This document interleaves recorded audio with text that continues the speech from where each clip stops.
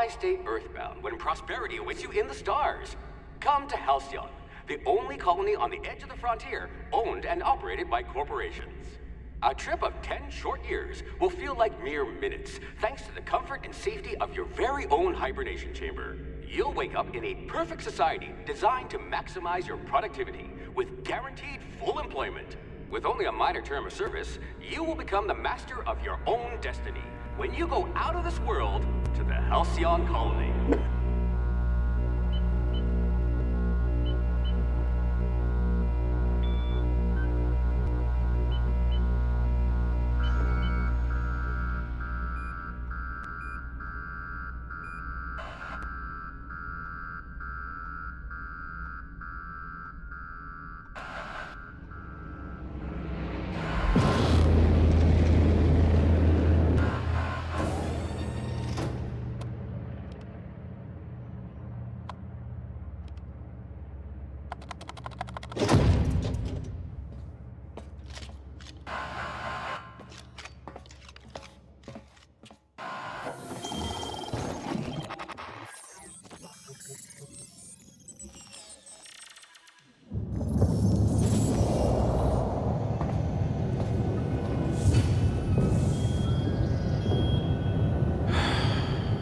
Hundreds of thousands of colonists left to drift out here forever, just to keep from damaging the board's bottom line. Disgraceful.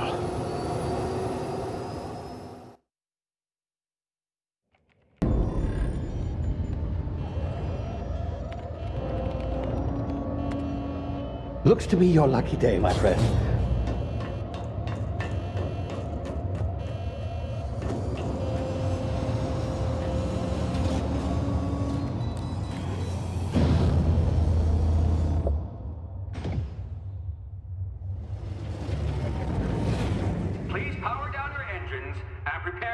Not likely, bootlickers. Initiate skip jump.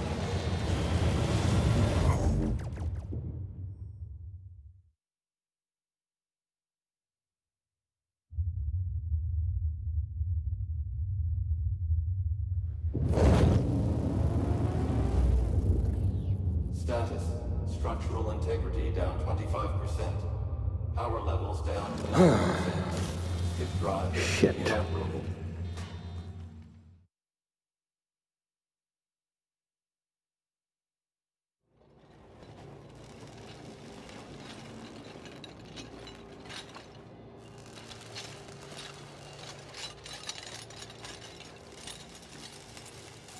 Ah, there you are. Wondering what's going on, eh? A bit of bad news there, I'm afraid. Your colony ship was inexplicably knocked out of skip space and forced to complete its journey at sublight speeds. This means that you and every other colonist on the Hope have been in suspended animation for 70 years, give or take. Normally, reviving someone after so long leads to some quite horrifying results. It's called explosive cell death, but it's really more of a liquefaction. Something wrong? Oh, yes, well, not to worry. I've pumped your body full of a special concoction I devised to keep you from dying so horrifically. Hopefully at all, but I guess we'll see, yes? Unfortunately, I used the last of my chemical supplies saving you. I know it's a lot to ask, but I must have your help securing more if we're to save the rest of your fellow colonists. I'd see it done myself, of course, but the board has a sizable bounty on my head. Now, my ship is inoperative, but I've managed to hire a smuggler to help you out. He'll be... Oh, I see we're in position. Good luck!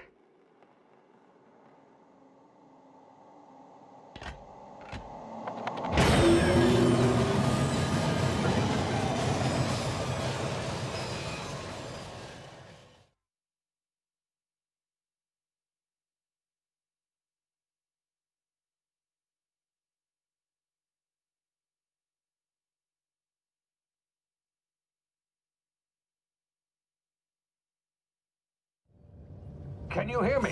Is this thing working? Ah, there you are. Now, where were we? Oh, yes, the smuggler. His name is Hawthorne, and he should be waiting for you at the landing site. He's to be your chauffeur, so to speak. Not to worry. I'm told he's a specialist. Dashing gunslinger, one-of-a-kind ship, that sort of thing. You'll like him, I'm sure. I've also outfitted you with a simple wireless monitor, so I can track your progress. I'll check in with you as soon as you land. Good luck. All the colonists are counting on you.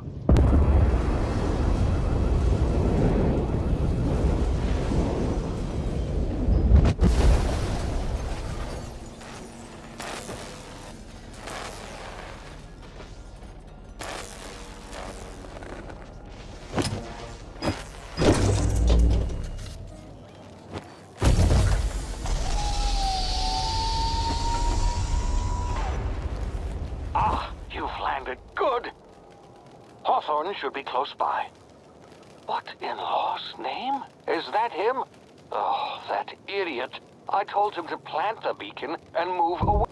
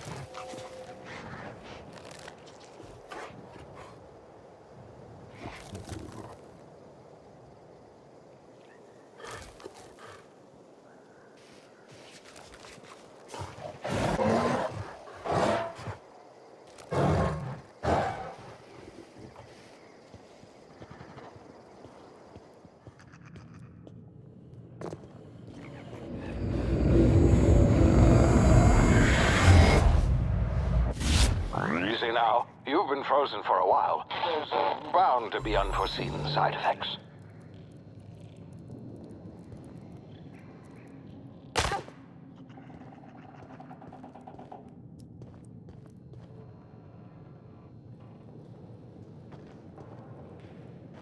Hey, you, come here.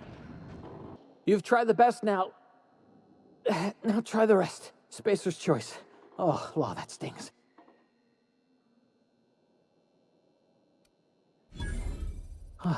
Looks like the bleeding stopped. I owe you one. Hope you don't mind me omitting this little exchange from my report. Spacer's choice doesn't like us accepting outside help. Better, thanks to you. I might have bled out on my own. Or worse, had to go begging the boss for some Adrena time. We were out on patrol. I saw a marauder camp up in the hills. Thought I could take him. Then my gun misfired. Right through my side. I mean, what are the odds of that, right? Just barely scraped by with my life. Crawled in here and blocked off the exit with those canisters.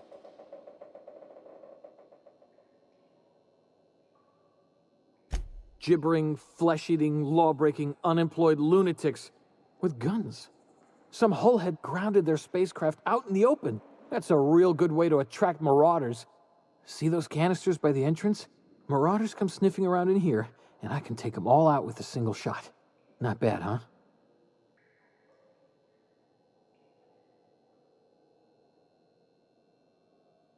Yeah, okay. You look like you know your way around a gun. Got some spare ammo, not counting the bullet in my side. Here, you can have my saber too, for patching me up and all. All Spacer's Choice weapons are now 30% less likely to malfunction. You've tried the best, now try the rest. Spacer's Choice. Yes, nailed it that time. You hit your head or something? You're in Emerald Vale. We're a Spacer's Choice community. Edgewater's a little ways down. Prettiest place in the Vale. Be sure to stop by a Provisioners for a can of our famous salt tuna. The Hope? Is that some sort of fancy new drug? Are you with Auntie Cleo or something? Don't take this the wrong way or nothing, but I'm not allowed to fraternize with Cleo workers. Company policy.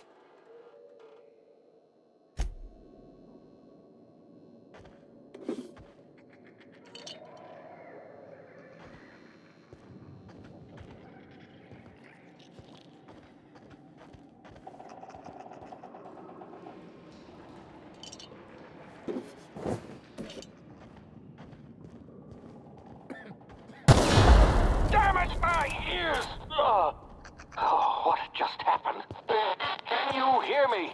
What in the hell? This...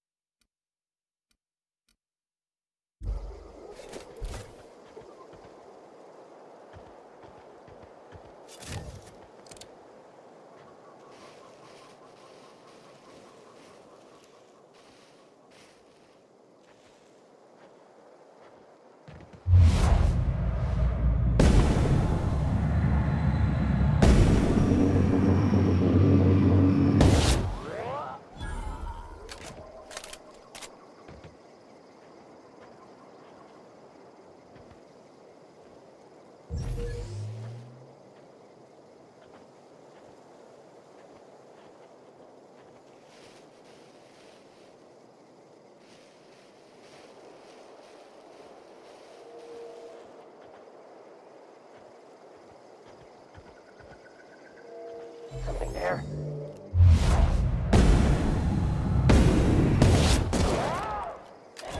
Heard something. Gonna find you.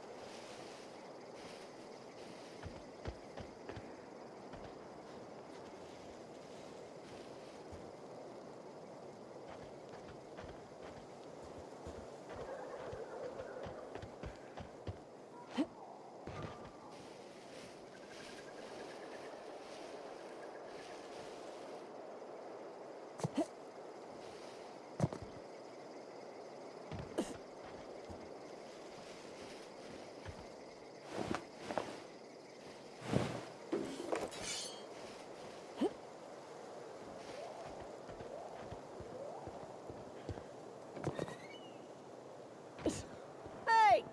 Get over here before you get yourself killed!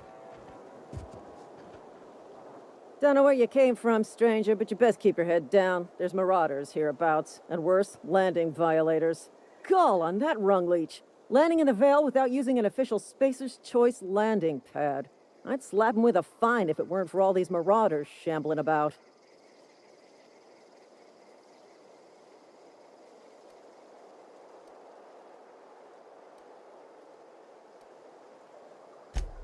Really? How is he?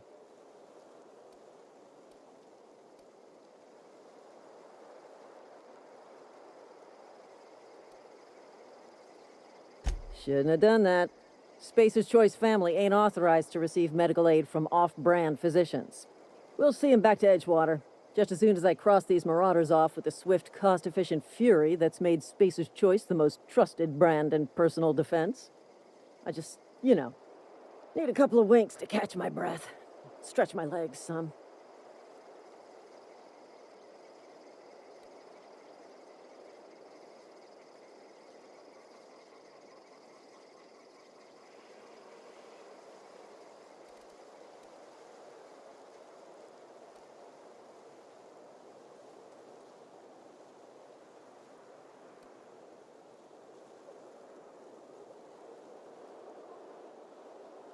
Well, sometimes. Management's real good at cost-benefit analysis. But, seeing as I'm the acting manager in this situation, you know what? You're right. It's time we cross those marauders off, find whoever owns that ship, and file a full report. Then it's gonna be fucking laminated. Here we go.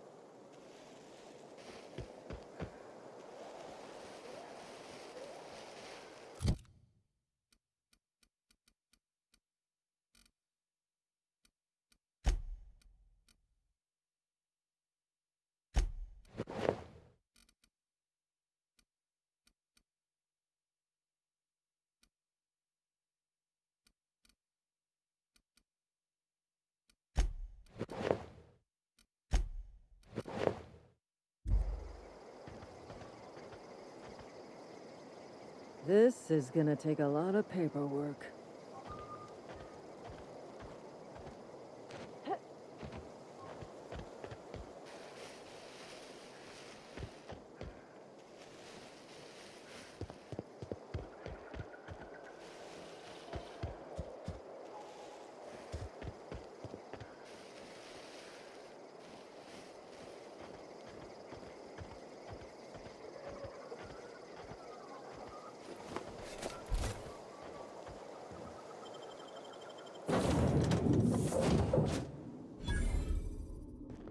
Please be informed that this vessel contains no valuable plunder.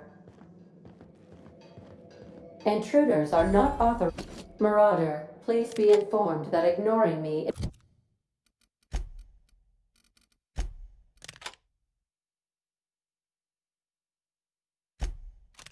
is dangerous for your health.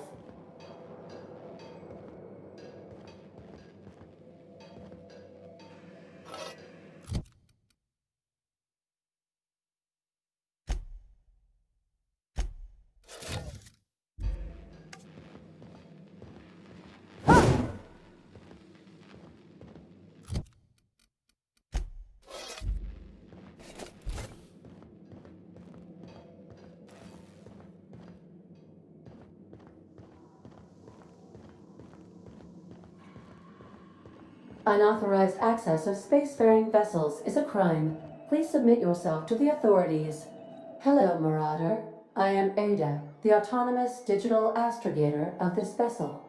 Please be informed that I am authorized to use violent retribution against unwanted solicitors. Please return any misappropriated equipment and exit this vessel in an orderly fashion. Failure to do so will result in your immediate destruction.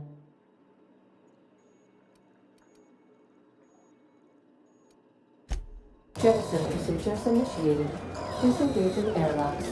Preparing to eject all boarding parties in 5, 4, 3, 2, 1. You are still here. My deception protocols have failed.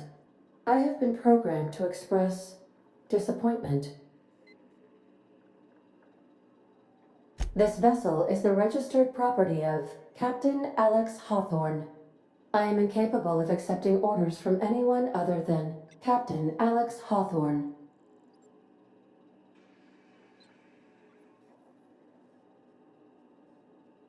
I understand. I will require some time to process this information. Thank you for your patience and for your honesty. I am programmed to take orders exclusively from Captain Hawthorne. If I accept your orders, then you must be Captain Hawthorne. Do you understand?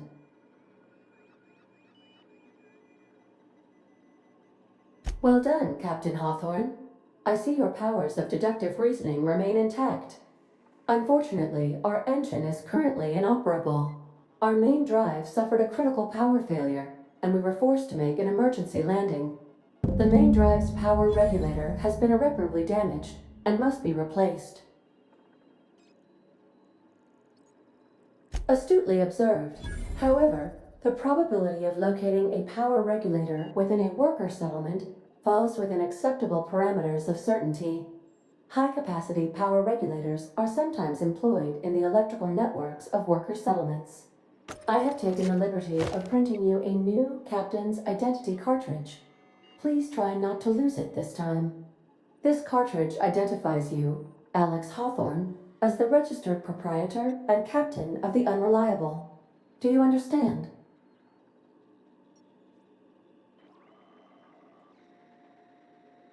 Thank you. I appreciate your cooperation. Best of luck in your search for a power regulator. Try to stay alive this time.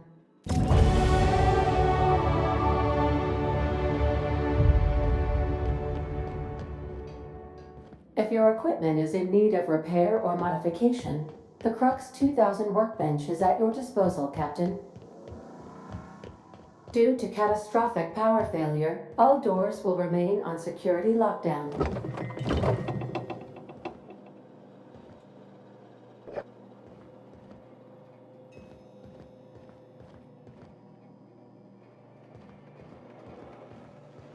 These surveillance devices allow me to monitor you constantly. Please ignore them. Want to be a brand new you? Try out our respecification machine. Alex installed it himself, right before he died.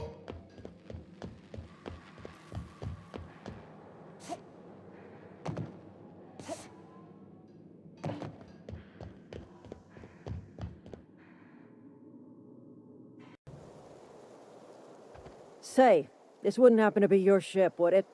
Because you sure walked in it like it was your ship.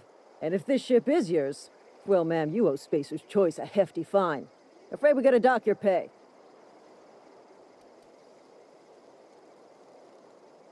Oh, by the law. I'm so sorry.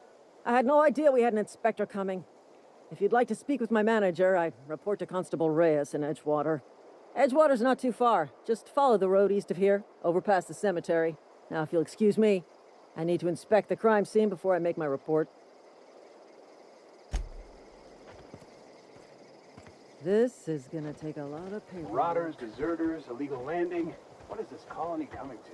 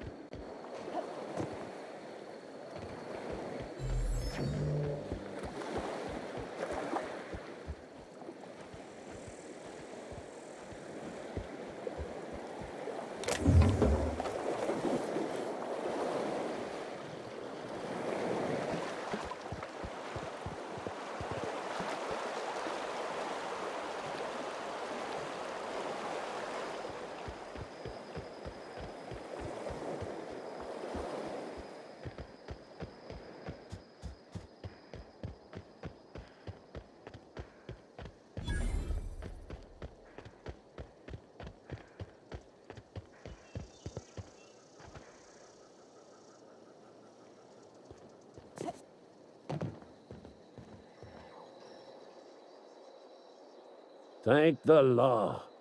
I've been requisitioning backup for months. Guess the boss finally came to his senses. You ever swung a truncheon? Let me see your rifling stance. I want to make sure you're up to snuff.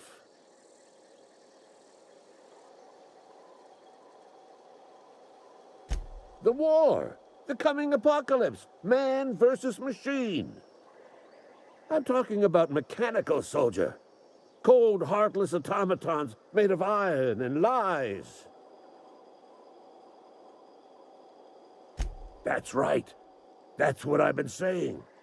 We gotta square our shoulders and stand ever vigilant. Auto-mechanicals. Creatures forged in the fires of malevolence. I seen them over by the old power plant, clattering about, firing at the birds, orchestrating their uprising.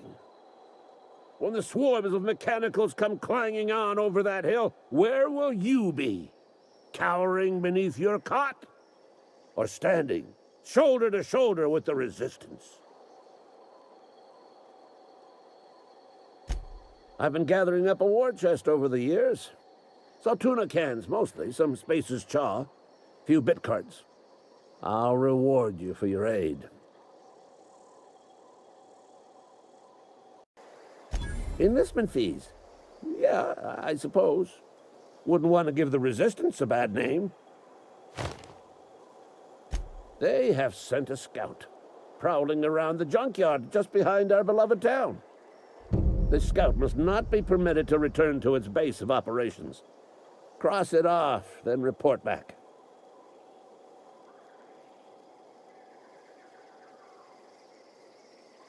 Mechanicals got a weak spot in their midsections. I think the technical term is, the blue glowy square thing. Go on. I'm Ludwig Miller, Associate Security Officer for Transportation. Officially? Unofficially? Strictly between you and me. I am the only thing standing between Edgewater and total annihilation.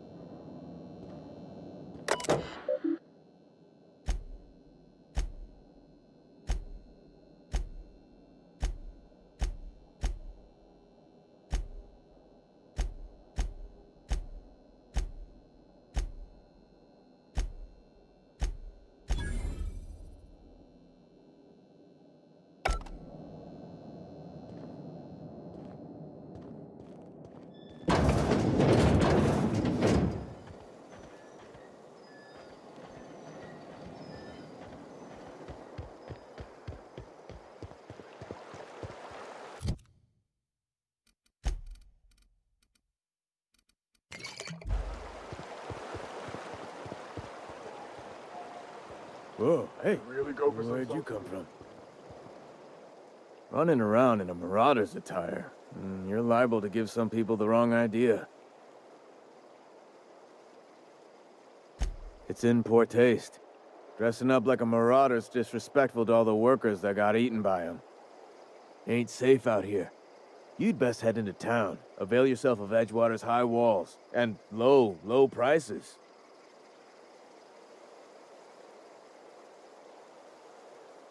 Pleased to make your acquaintanceship. I'd shake your hand, but I've been hauling corpses. You don't want none of that on you. Name's Silas. Junior in humor for the town of Edgewater. We're all part of the Spacer's Choice family. Definitely not the junior in humor, that's for sure. If you've got business inquiries, you should stop by Reed Thompson's office. He's up in the tower above the cannery. Head into town, follow the road. Look, you obviously ain't a worker. What's your racket? You a smuggler? Freelancer?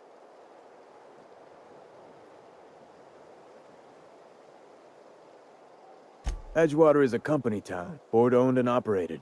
That includes the cemetery. None of us own our grave sites, we rent them from the company. Renting means money. Money means paperwork. Paperwork means signatures. Some of our families become a mite delinquent in paying their dues, you see? 4 workers still haven't paid up. Phyllis, Conrad, Ludwig, and Martin Abernathy. He's a special case. You may want to twist his arm a little. He just is. Look, I don't want to get into it. Just make sure he pays up. Conrad's got a barbershop in town. Phyllis works at the cannery most hours. Abernathy... I ain't seen him in a few days. His domicile is near the cannery. You'll find him in town. All except Ludwig, that is. He's over by the landing pad. Yeah? You could look at it that way, I suppose. You could look at us and say, those Edgewater saps lost near every soul to plague. But you'd be wrong. We're survivors. Loyal company folk, braving the wilds. Every now and again, a virulent plague sweeps through our town. That's life on the frontier, I suppose. A body grows accustomed. Hang on, I'm doing some math in my head. 20, 30, carry the 1... all my life? Work's been real good to me. Fresh air, exercise. Only problem's the paperwork. Can't get anybody to pay their gravesite fees. Former people, yeah. Marauders been raiding my graves, you see. Hence the armed guards. Oh no. They are after the most precious loot of all. Spacer's Choice Company property. If those marauders swipe any more bodies out of my cemetery, company's gonna duck my pay.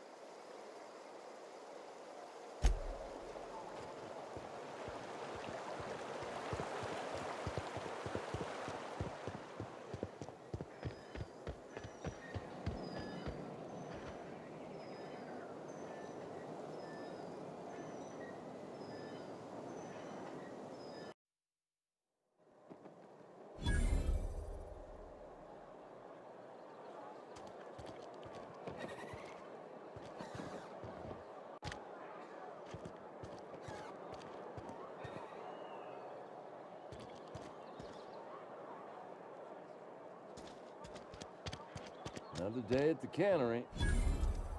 Don't go knocking your work.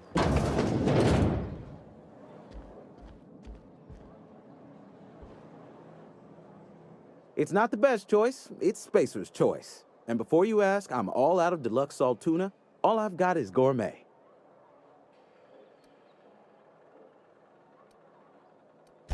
Music to my ears.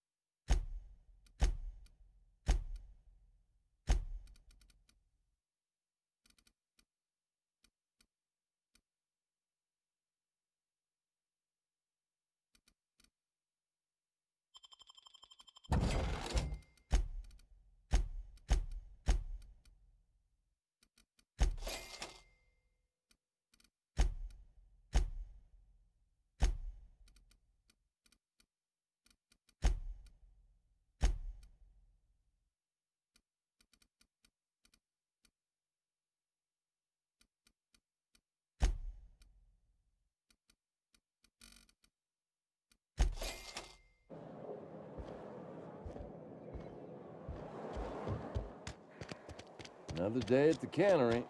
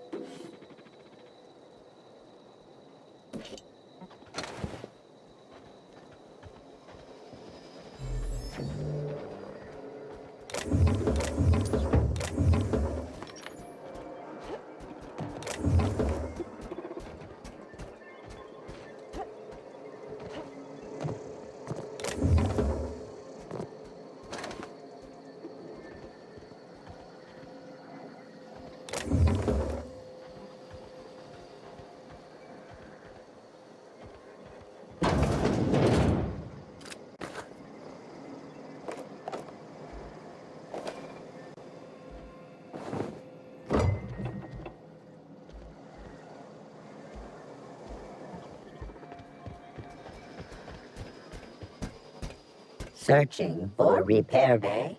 Error. Navigation systems failed. Unable to comply. Damage to navigation systems detected. Attempting to return to designated repair bay. Error. Navigation systems failed. Navigation systems have determined this location as Spacer's Choice, designated mechanical repair bay. Attempting to misdirect or confuse a Spacer's Choice mechanical is a punishable offense. Please report yourself to your supervisor.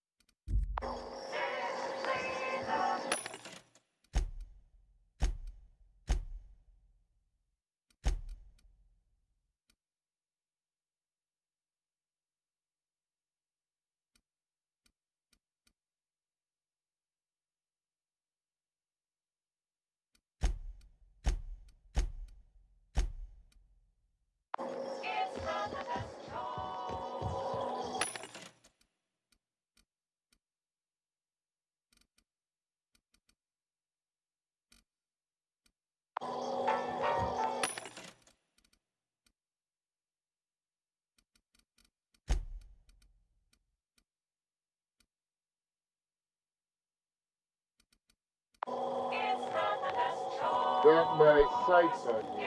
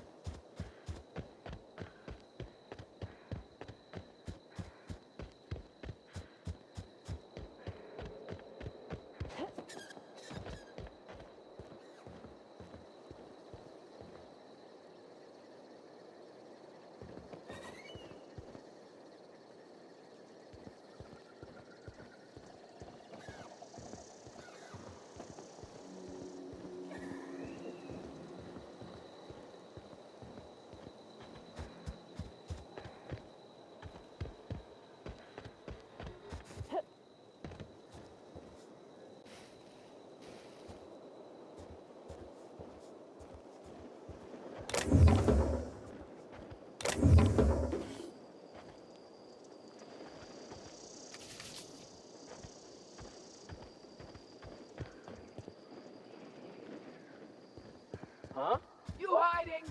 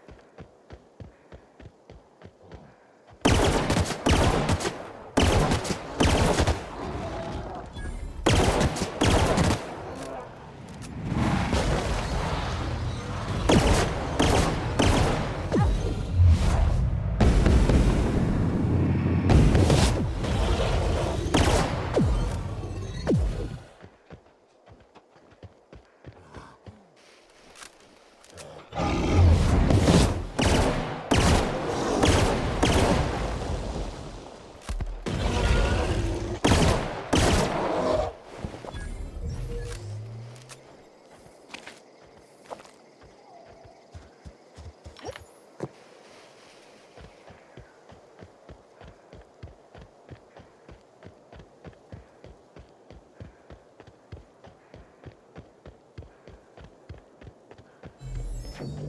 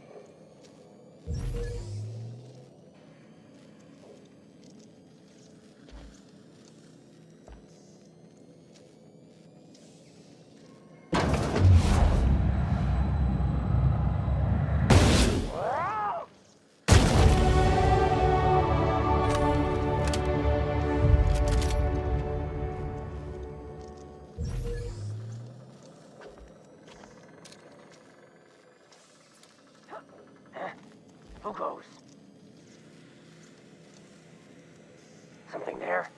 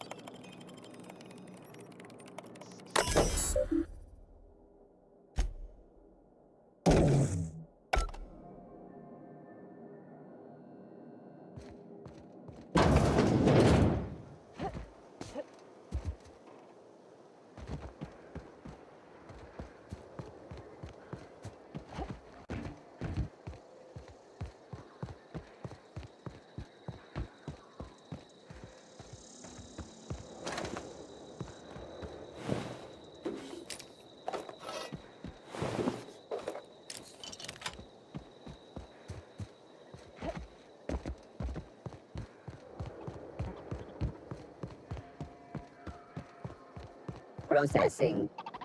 Investigating.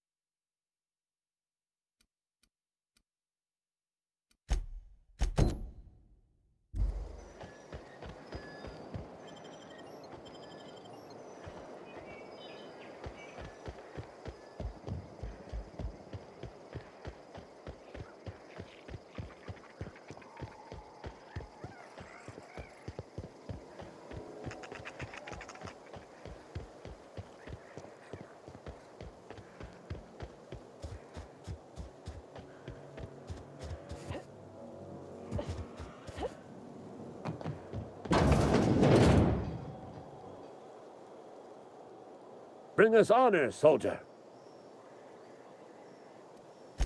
I told Silas I'd pay my dues if he agreed to join the resistance. Guess this means he's finally heard the calling.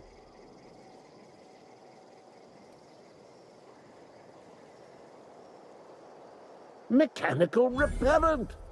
A stroke of inspiration from the law itself. Here, I've been saving up a couple bits for just such a project.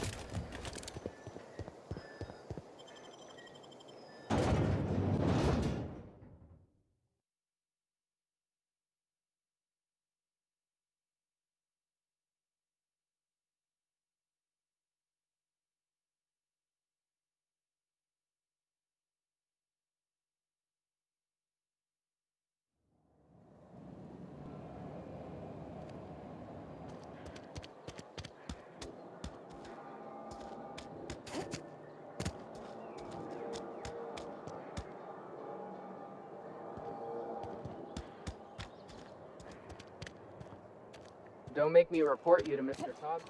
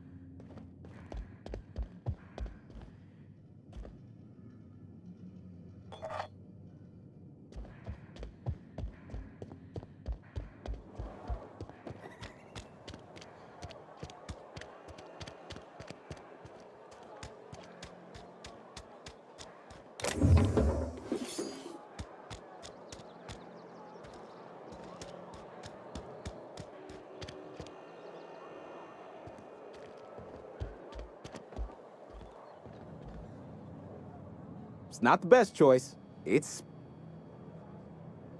You ought to go have a talk with the boss, Reed Thompson. He's up in his tower above the cannery. Go right ahead. What, you mean Edgewater? That's a peculiar question. This a test? Am I being tested right now? It's, fine and dandy. Couldn't be happier. Wouldn't want to spend my life working anywhere else. Prettiest little town on Terra 2.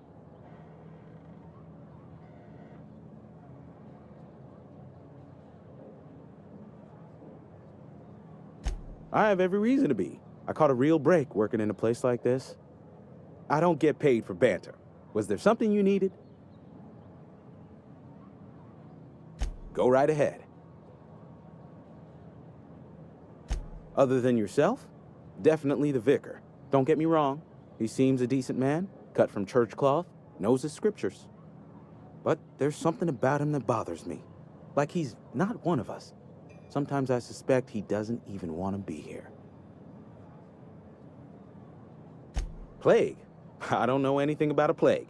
We are the very picture of hot-blooded physical vigor.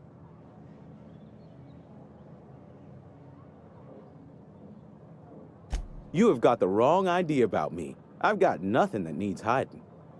Some of us who get sick are liable to exaggerate the conditions of that sickness, but the fact is, if you work hard, you have got no cause to worry. Spend enough time in the Spacer's Choice family, and you will come to understand. Medical treatment is commensurate with our value to society. Spacer's Choice will dispense medicine for the indispensable worker. Natural selection at work. Then the hand of medical science will not grace you with its touch, and you must recover on the virtue of your own grit. Listen, you mind if we talk about something else? Rambling about company policy gets me feeling all lightheaded.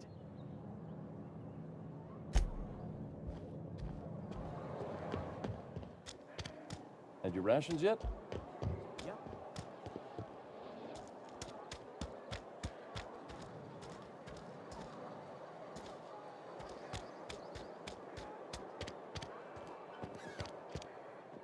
They start out.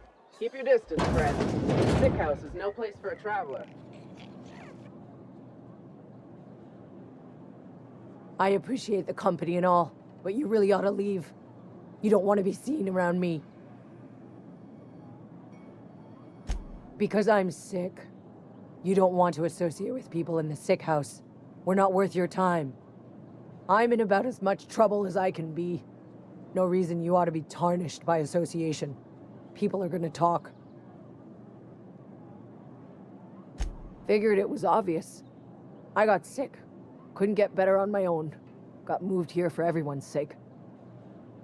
Maybe you don't know this, but there's a real simple reason you don't talk to the plagued. You don't want what we've got. Don't. Please. I could get into a lot of trouble. That's kind of you to say, I suppose. But I don't need help. What I need is to understand my own folly. Company always tells us, weak spirits lead to weak bodies. If I didn't want to fall sick with plague, maybe I should have worked harder. Maybe I should have taken more pride in my work. You've got Adrena time? How? No, I don't want to know. Could be you stole it. Could be you're trying to test me. See if I'm gonna violate company policy. I'm feeling a touch faint. If you don't mind, I'd like to be alone for a spell.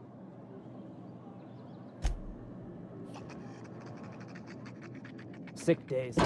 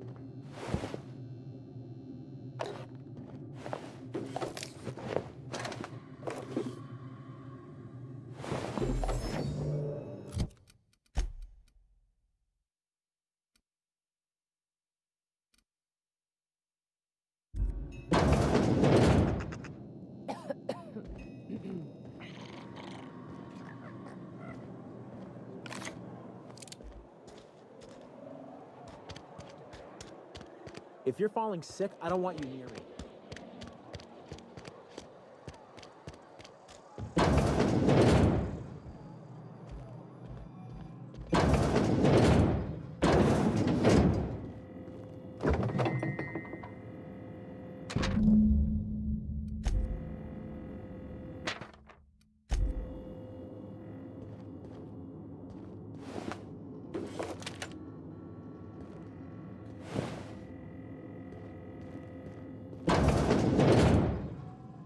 Merciful law. Is that a marauder's outfit? I don't want you wandering into my shop wearing something you've lifted off a corpse. Please don't touch anything. Your hands are probably crawling with germs.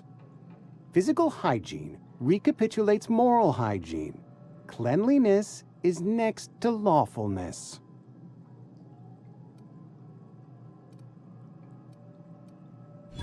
No, thank you. That's quite all right. I've seen enough body parts in my line of work. I'm Conrad. You will report to me if your hair fails to meet Spacer's Choice aesthetic standards.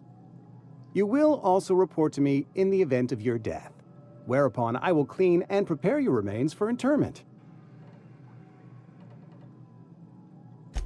A ship? Dear me. You seem to have lost the ability to distinguish between reality and fantasy. This is what happens when you let your imagination run wild. I don't approve of fantasizing. It's a dreadful habit, corrosive to the mental faculties.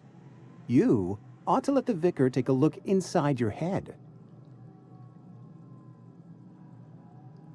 Vicar Maximilian, our man from the OSI, here to spread the message of scientism like a soothing balm upon a feverish head.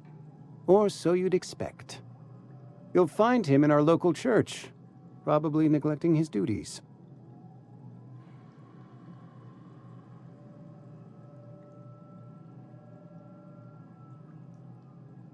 Ah, gravesite fees.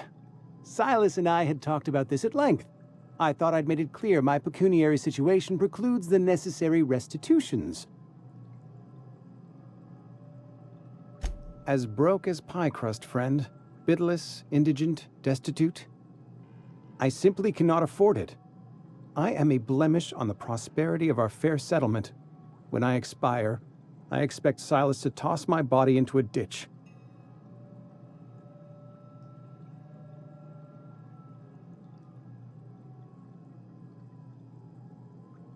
I have to be, if only to prepare myself for my inevitable dressing down at the hands of corporate. Tell Silas I can't afford to pay. and that I fully expect to have my medical rights revoked for this dereliction. With my apologies. Some time ago, I fell ill with the plague. By the grace of the law, and through my own hard work, I'd proven worthy of treatment. Frankly, I don't imagine I'll earn that right a second time. The barber work hasn't been profitable, you see. I've had to keep this old place running with my own savings. Not a bad idea. But I'd need some kind of collateral. My pair of lucky clippers. No, that won't do. Your idea intrigues me, but I'm afraid I don't have anything to give Silas. I'm open to suggestions.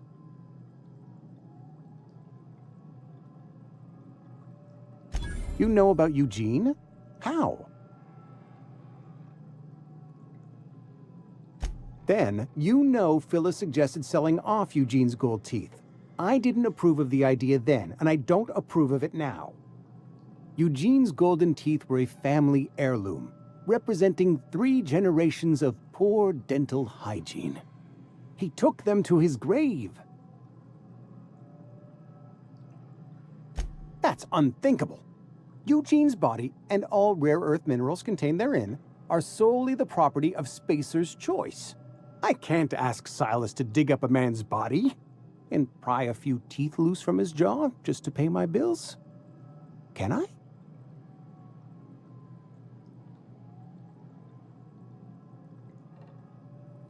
The good Vicar Maximilian and I have never quite seen eye to eye, but your point is well taken. Here you are. Gravesite papers affixed with my signature and an IOU. What can I do for you? Oh? Am I in the company of a fellow doctor?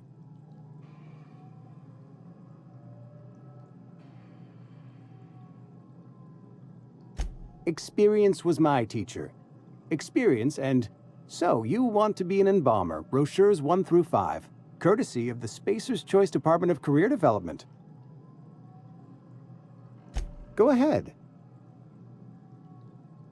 Edgewater has been good to me. I consider myself privileged to work here. I am never wanting for work, not since the plague started. The plague's come at us with a vengeance this year.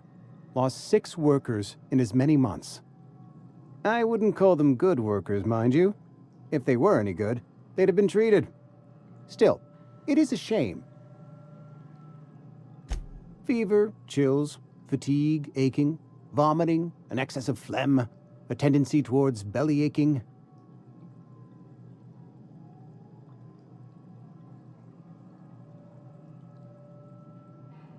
Whatever it may be, I have developed my own palliative. Boiled canid liver and a splash of ethanol. Company policy, friend. We don't have enough medicine to treat all of us, so we treat the best among us.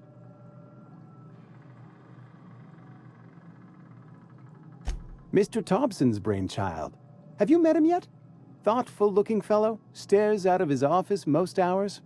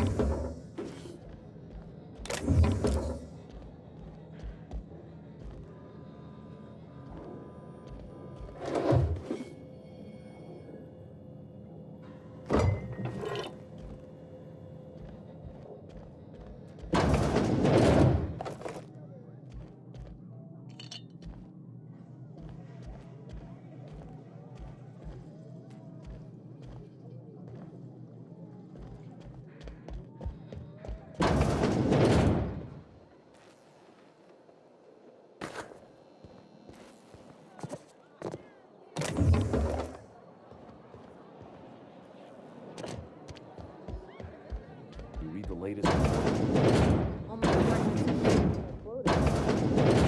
only McDevitt's folk hadn't abandoned us. Cannery could use those extra hands. Nothing we can do about that. Sure there is. We're gonna have another bureau.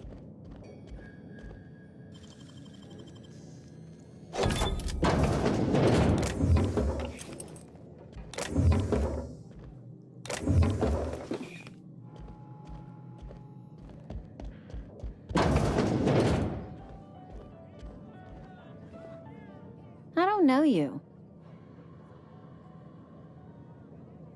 Uh-huh. The Unreliable, you say? Never heard of any company supply ship with that particular name. I don't know what you're about, but this here's a Spacer's Choice drinking establishment. We're all loyal, hard-working company folk here.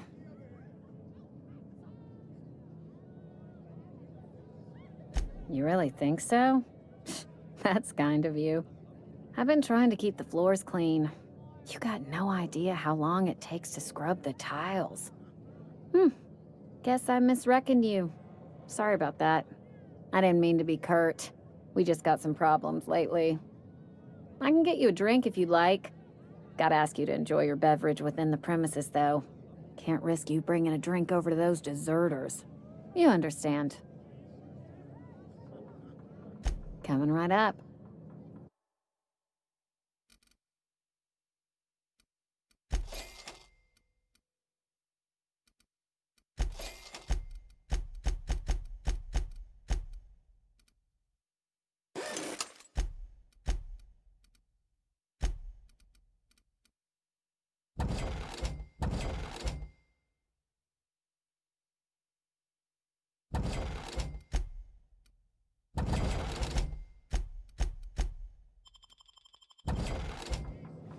Oh, I almost forgot.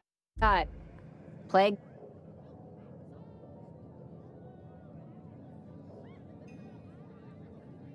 Do you now? And what makes you think Mr. Thompson wants to talk to you? He's a busy man. You want to talk to Mr. Thompson, try ignoring your duties. He'll summon you up to that great big tower atop the cannery, and you'll get yourself a proper dressing down.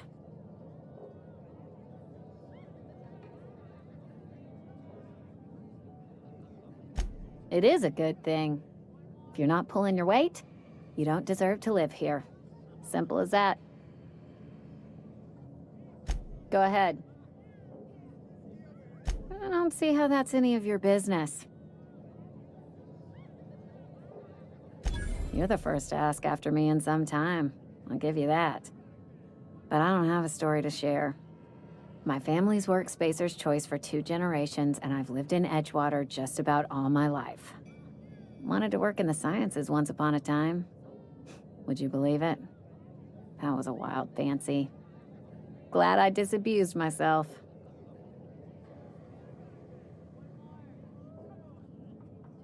What happened, you ask? What always happens when you're dreaming? I woke up. I just didn't have the brains for it.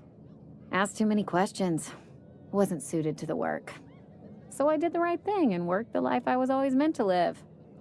Now that I'm behind a bar, I can ask all the questions I want. Important ones. Like, when are you gonna pay your tab? And would you like another round of cold, refreshing Zero-G?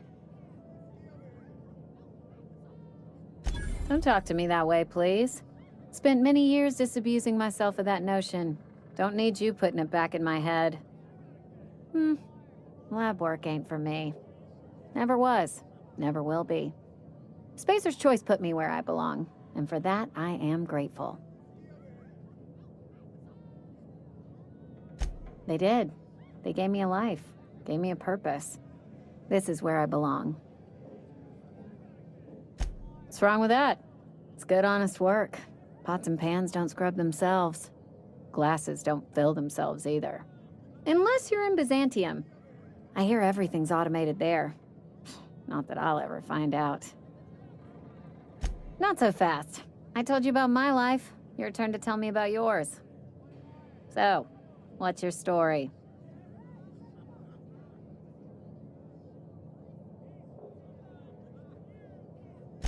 That right? Prove it.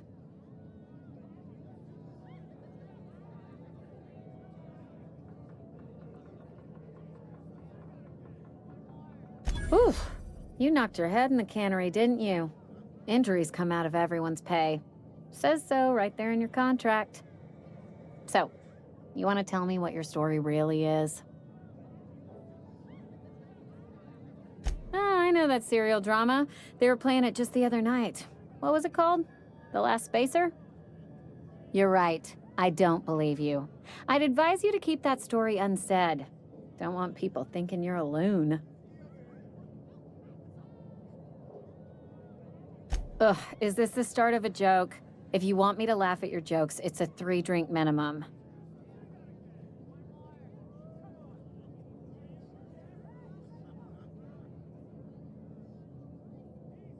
Look, I don't know what you're blathering about. If you took a blow to your skull, you really should settle down with some zero-G. Anyhow, whatever happens outside the walls is not my business. Only deserters and marauders wander out there, and I cannot tell you which I revile more. My world is these 4 walls, that door, and a row of mugs that need cleaning. Let me make something clear. Spacer's Choice has been real good to me. The town's been real good to me. I start gallivanting around outside the walls, poking around in places I shouldn't be, learning things I've got no right to know. People will talk. Won't ever catch me asking about the world outside. Else the town's gonna say Amelia's gone soft. That Amelia's pondering desertion. I don't want that.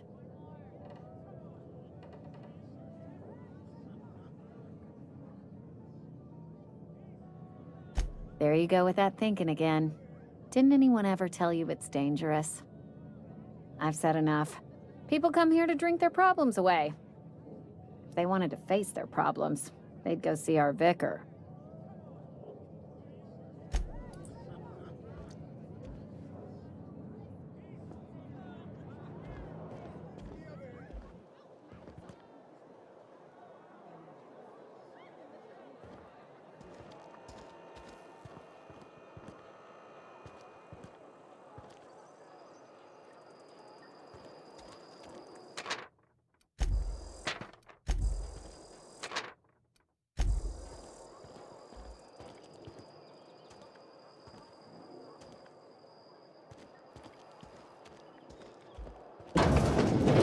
Yes, Mr. Thompson. I'm fine, Mr. Thompson. Never been out.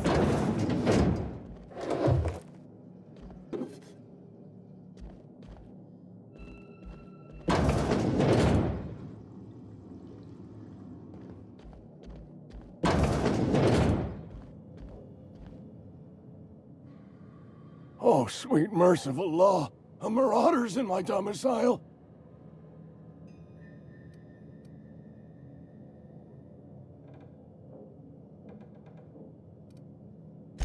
There a reason you're running around outfitted like one of those monsters? Did Mr. Thompson send you to put the fear in me? Well, you tell Mr. Thompson I'll be right at my post. Tomorrow. Bright and early tomorrow. Because I'm definitely not plagued. As spry as a spring chicken. That's old Abernathy. You some sort of wandering alienist?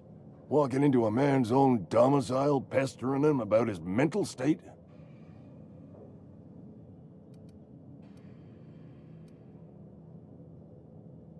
You don't know that. I could have been saying anything. Maybe I said vague.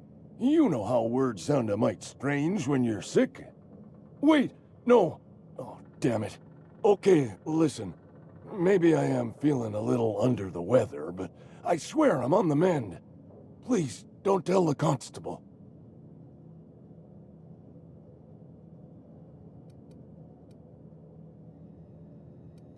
She'll toss me in the sick house. I would have confessed before the good vicar. Get some ablutions for my spirit. Just never found my courage is all. Hey, you're hale and healthy and possibly for hire, ain't you? Do a good turn for an expiring old man. There's a cache of anthracillin tucked away in the old community center. Powerful stuff. Stronger than what we got, anyway. I need you to break in, nab that medicine, and bring it back to me.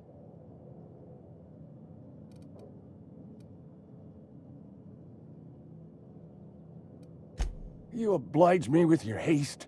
I think I feel the plague spreading. Oh, law, it's in my spleen now. I can feel it.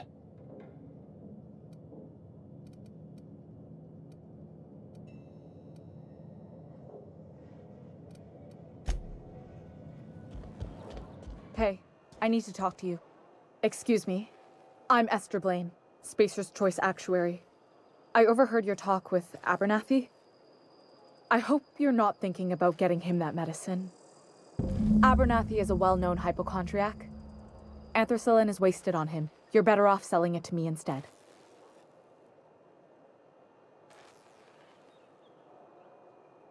All I'm saying is Abernathy's worked in this town longer than some of us been alive. How do I put this gently? He's got a lot of cobwebs up in his attic.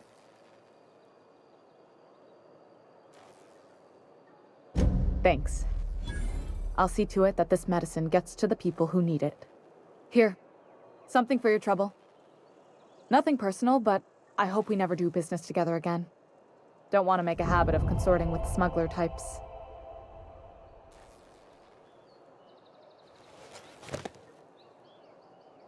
You do have some cheek on you. Lucky for you, I kept a little contingency fee in case you tried to negotiate with me. Somebody deserving. Silas on account of him being out in the cold. Amelia seeing how she's around people all the time. Anybody in the sick room? Oh, I'm an actuary. That means I keep tabs on a worker's living expenses. How much it costs to feed, clothe, shelter, bury, and replace your average human worker. Technically, I'm employed by the Spacer's Choice Department of Human Resources.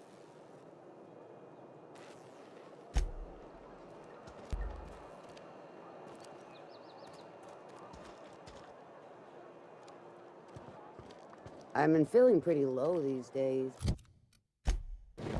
This is down.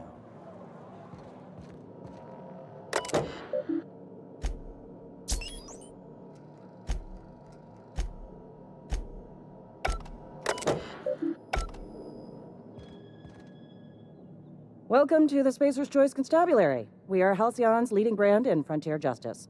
The office is writing up promotion. Purchase 3 criminal investigations and the 4th one's free. As a Spacer's Choice constable, I am authorized to grant you legal authority toward apprehending wanted criminals. Know how to carry yourself in a fight? I've got bounties out for these 3 marauders. Cross them off and bring me their fingers. Just 1 per marauder, please. I'll dust off the old fingerprint roller. As long as your questions fall within the acceptable margins of curiosity.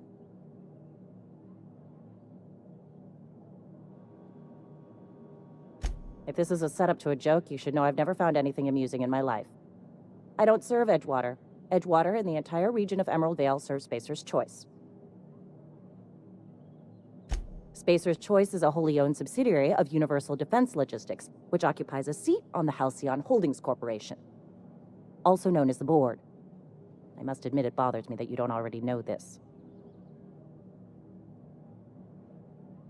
Flattery won't get you anywhere with me. The bureaucracy is a noble profession, but not all of us are gifted enough to serve in it.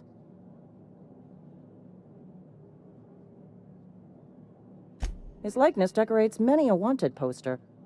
Do you have any relevant information about this individual?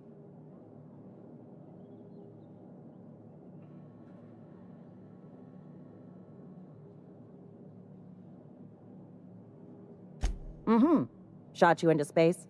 You know, lying to a Spacer's Choice constable is a violation of company policy and punishable by a fine.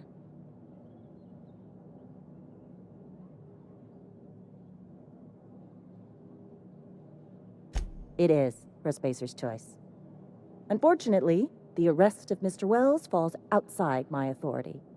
I enforce the company policy of Spacer's Choice in the region of Emerald Vale. Wells is wanted by the board. If you have information related to the location of Phineas V. Wells, you are required to submit that information to your nearest board authority.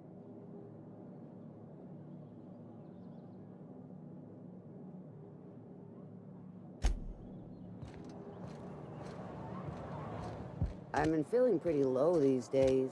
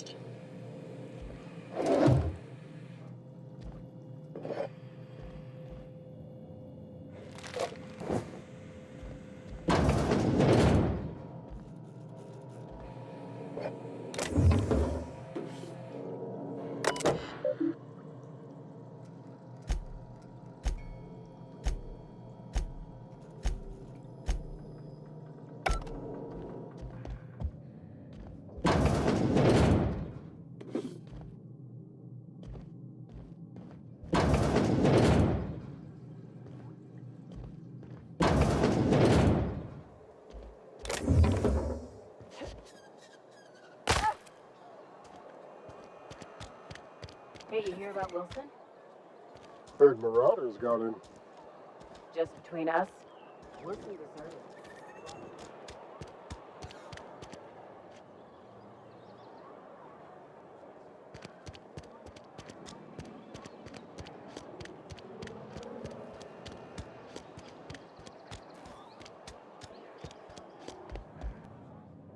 Somebody... Silas knows, doesn't he? That's why he sent you. That's why he wants me to pay up. He knows. Here, take my fees. I'm never getting that medicine, so I may as well buy myself a grave. Something nice and wide, with plenty of room to spin around inside.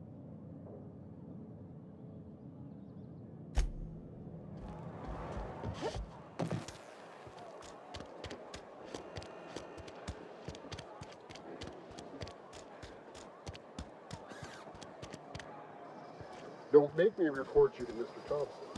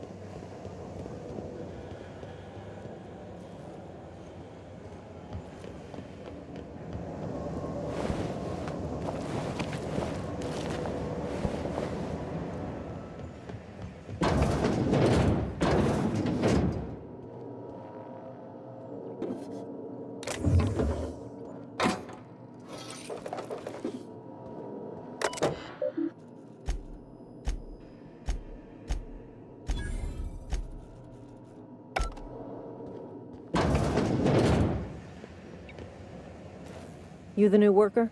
Whatever. Make it quick, Tenderfoot. I'm busy.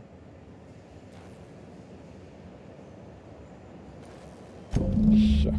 Silas still on about that. Here, take the fees. I'd appreciate it if you didn't tell Reed I was late on my payment. Because they're not my fees and not my gravesite. Guy I worked with shot himself. I paid the bill. I could do without the sarcasm. Wasn't acting out of the goodness of my heart. Law requires delinquent gravesite fees to be paid by the deceased party's closest living relative, which meant me. Shame, though. Eugene was a good worker. Woke up one morning and put a round through his upper story. Can't imagine why. The kid was doing all right at his desk. We all thought he was an upstanding receptionist. Just between the two of us, I'm pretty shocked his weapon didn't misfire. Spacer's Choice handguns aren't the most reliable. Eugene wasn't family. Yeah, I was the closest living person relative to his body at time of death. I'm the one who found him, you see, so I pay the fines. Suicide's a crime. The legal term is irreparable damage to company property. What Eugene did to himself was vandalism.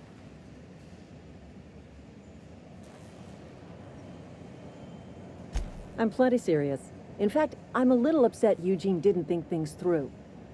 In other words, Edgewater would have been penalized pretty hard. Whatever Eugene was worth as an asset, we would have had to pay out of pocket to Spacer's Choice. Well, excuse you. I'll have you know, Eugene was an asset to us all. May his atoms be commended to the law. All I know is Silas asked me for Eugene's gravesite fees, which means he was approved for burial, which means his papers went through, which means the town's in the clear. I'm just glad to put this whole ugly affair behind me. Eugene can rest his bones in peace, and the rest of us can get on with our own lives.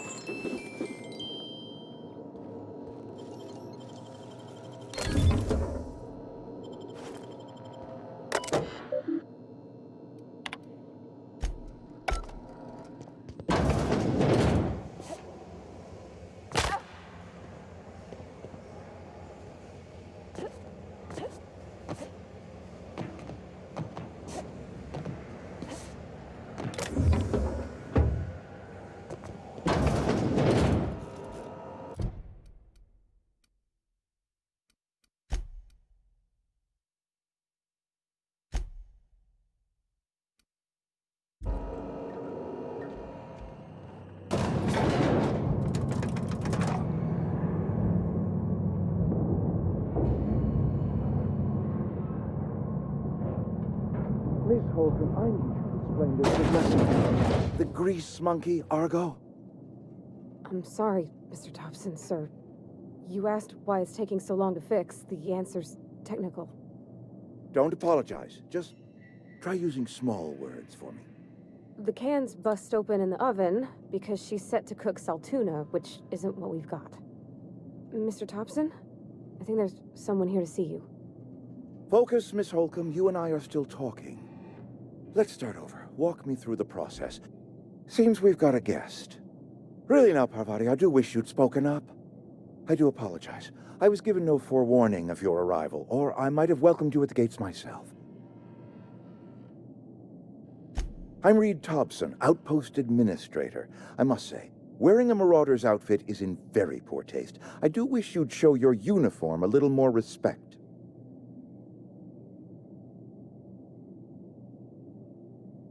Of course not. I don't have that kind of luck. Seems I allowed my excitement to run away with my wits. Been a few seasons since we've had a visitor pass through. Only regulator we got is hooked up to the town transformer. Mr. Thompson ain't liable to be keen on dismantling it. I beg your pardon. I am most emphatically not keen on any such thing. I can't let you have our power regulator. But I happen to know of another one, and I happen to know exactly how you may retrieve it without frying yourself in the process.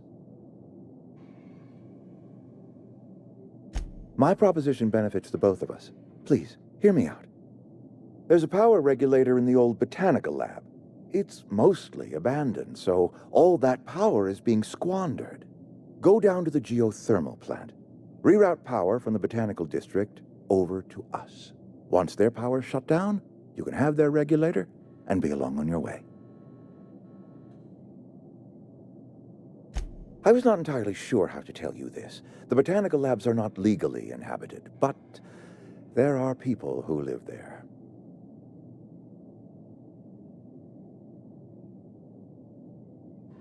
The people living in the botanical labs, they're deserters, former workers. I need them back at their posts. I need them to come home. My hope is that by cutting off their power, you will convince those deserters to come back to town. Before you go to the plant, I want you to stop by the botanical lab. Speak to their leader, Adelaide. Tell her the power's about to go, and that it's time her band of deserters came back to town. My dad told me all about the plant. Taught me all he knew. I could come in useful. I mean, if that's all right with you, Mr. Thompson. Sir. I hesitate to part ways with Miss Holcomb, but I cannot deny that she is talented and may prove useful to you. You will need an administrative passcode in order to enter the plant. I am trusting you with mine, and trusting Miss Holcomb to guide you if you'd like. Great! I got my wrenches and diagnosticators and hairpins and engine tape, so I'm all set. Well, I am glad to hear that. Best of luck to you, and thank you again for your help. It is a lot to ask of a stranger, I know.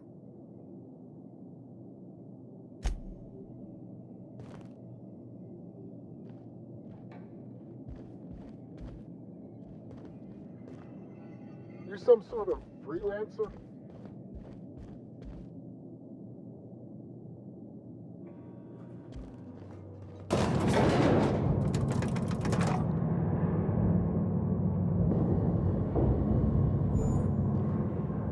We better clear out of Mr. Thompson's office before we talk.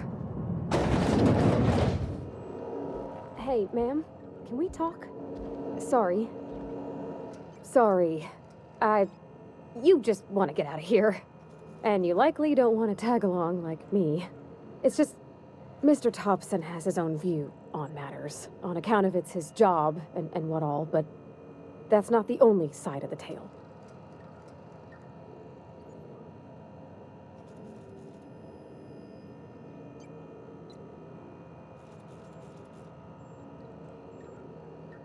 To Mr. Thompson, a person's a gear. It does its job quiet-like. If it squeaks or stutters, it gets replaced. The deserters are decent folk. I knew some of them before they left. Life's hard here, especially for them that don't fit in so well. We're one big Spacer's Choice family, but every family's got the one the rest whisper about. Mr. Thompson's aiming to take away their power. They'll have no lights to see, nor heat to cook. They'll be at the mercy of marauders, or worse. I think you should talk to the town's vicar about it. Max, his name is. Thanks, ma'am. I just think when you gotta make a decision that'll hurt somebody, it's best to think on the right and wrong of it. That's what my dad used to say anyways.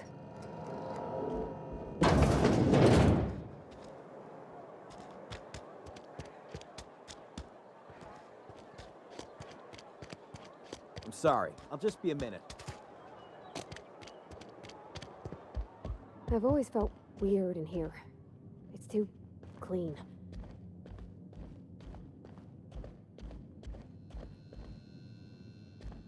Yes, what is it? You're an outsider. Fantastic. Vicar Maximilian de Soto at your service. Or Vicar Max, if you're the sort who prefers brevity. And Ms. Holcomb as well. How rare to see you out. And with a complete stranger. Curious. Just tagging along, Vicar de Soto. Don't mind me. I so rarely get new people to talk to. Name your poison, anything at all. Spiritual counseling? This season's tossball predictions? The quickest way out of town? What? I thought you would talk to him. You wanted to speak to me, Ms. Holcomb? Every time I've tried to engage you in conversation, you look at the floor, answer in single words, and slink away. I can't imagine what would be so grave as to drive her to my mission. What has Mr. Thompson asked you to do?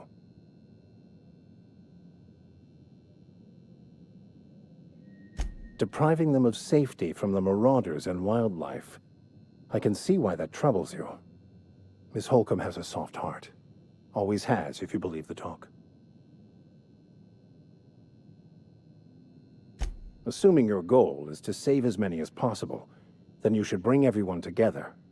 Send the power to Edgewater and convince the deserters to return to the fold.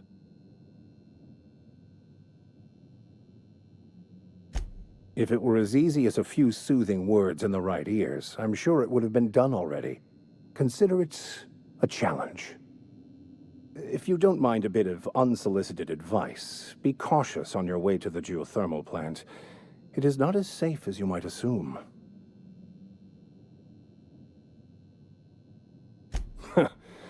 The marauders I met when I ventured outside the walls might agree with you. Bastards snuck up on me while I was dutifully hunting for a banned book in a collector's library. Barely escaped with my life. But you see, one of the reasons I transferred here was to get my hands on that heretical text. If you managed to acquire it for me, I'd pay quite a handsome sum for the book.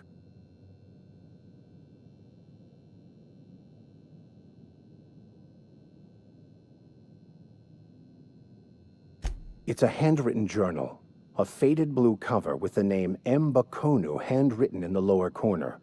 I'll mark where I saw it on your map. Assuming you're serious? Wonderful. This is fantastic. Well worth all the sacrifices I... Wait. What the fuck is this? Is this French? I can't fucking read French. It's a law-forsaken joke is what it is. French. Ha! I was so high and mighty, preaching to the yokels about following the plan, while fighting it at every turn.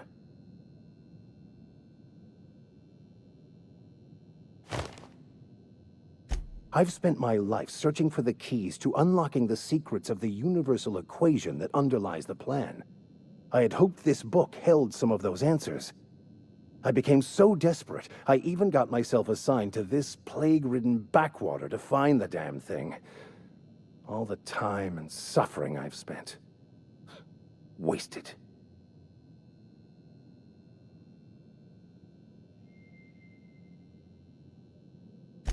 Please. As if my life should have no greater meaning than proselytizing to a bunch of feeble-minded wretches. Nothing could be more excruciating than discussing the true nature of reality with people who have no interest beyond their next Aetherwave program. But that's neither here nor there. What I need to do now is to find a translator, obviously. But to do that, I'll first need to secure transport. You have a ship. Perhaps I could make myself of use to your crew.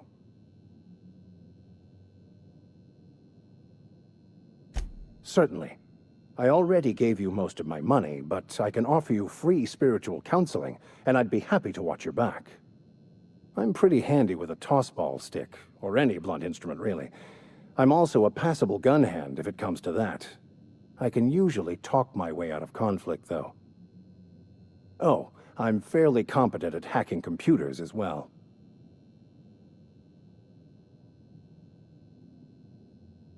Fantastic. Let me get my things in order, and I'll catch up with you. Edgewater's gonna miss you. Folk here always had good things to say about their vicar. Thank you, Ms. Holcomb. I'll be glad for the change of scenery, and to leave this place behind. I shall see you on the ship, Captain, whenever you're ready to leave Emerald Vale.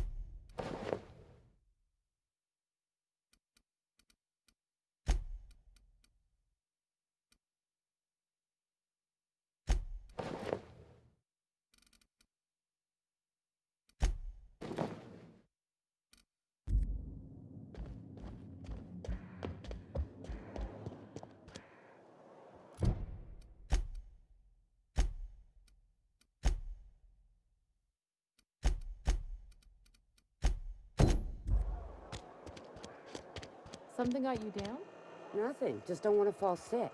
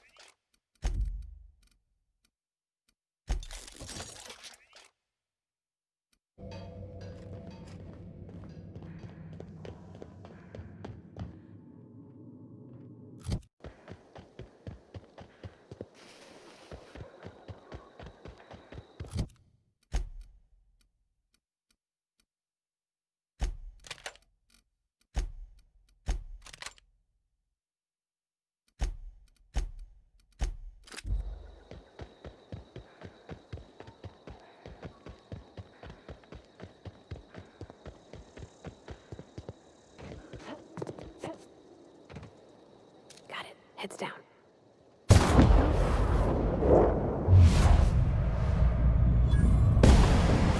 Here we go.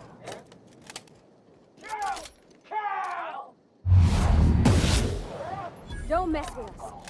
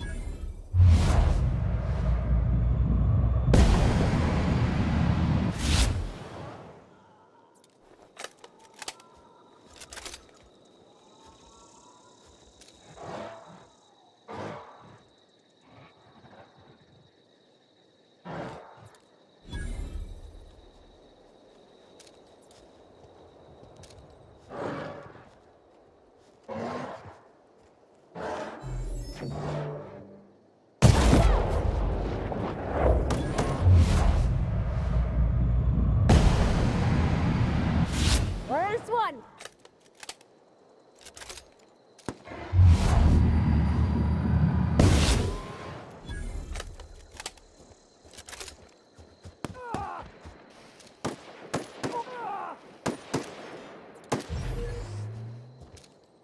Everyone all right?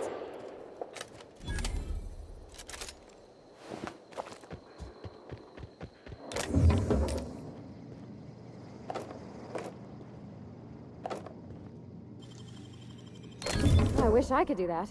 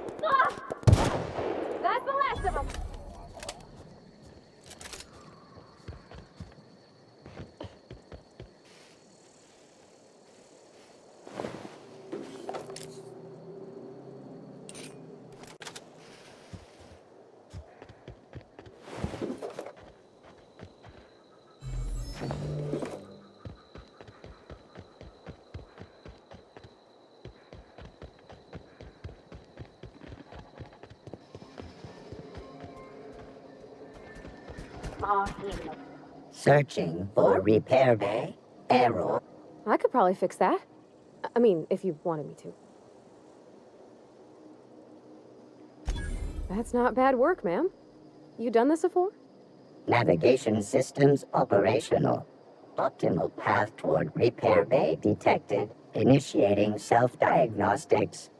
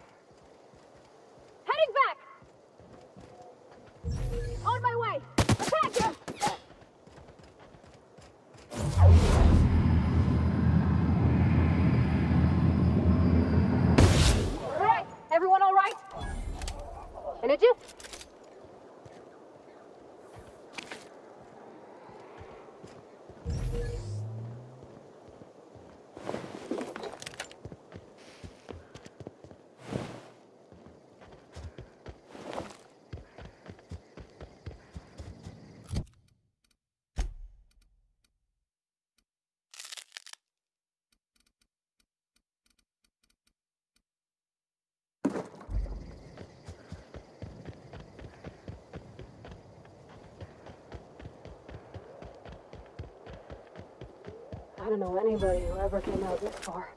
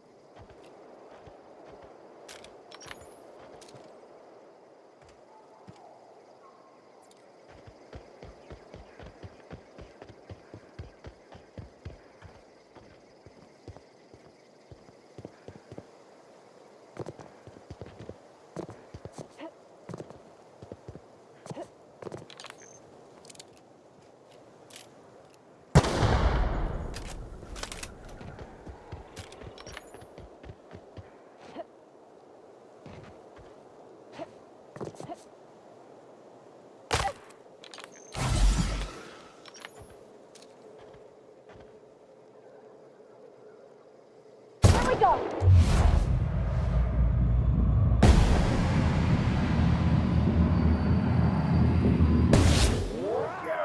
Nice one!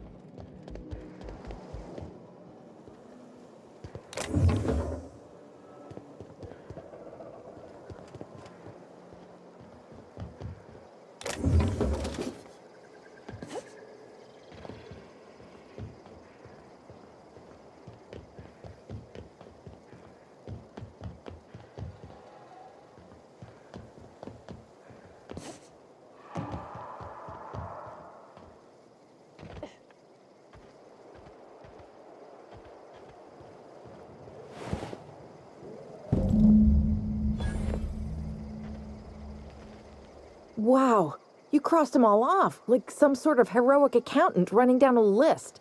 Teach me your ways. Only thing unscrewed around here is the head of that marauder you took down. Never seen moves like that outside my serial dramas. You, on the other hand, you were a sight to behold. If I had half your skills, I'd be the greatest outlaw the coast has ever seen.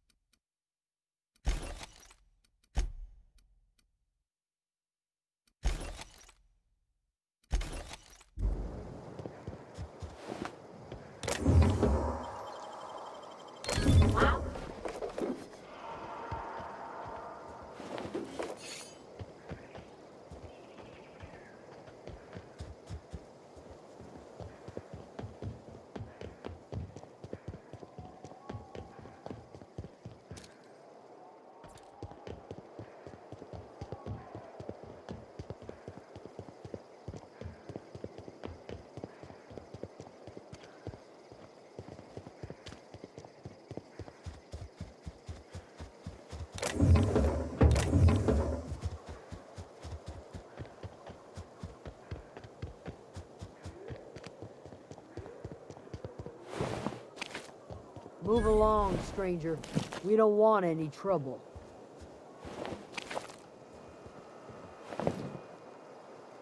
I don't know you. Whatever you're looking for, it ain't here. Move along. Answers, huh? You must be one of those philosophicals. Already got ourselves one of those.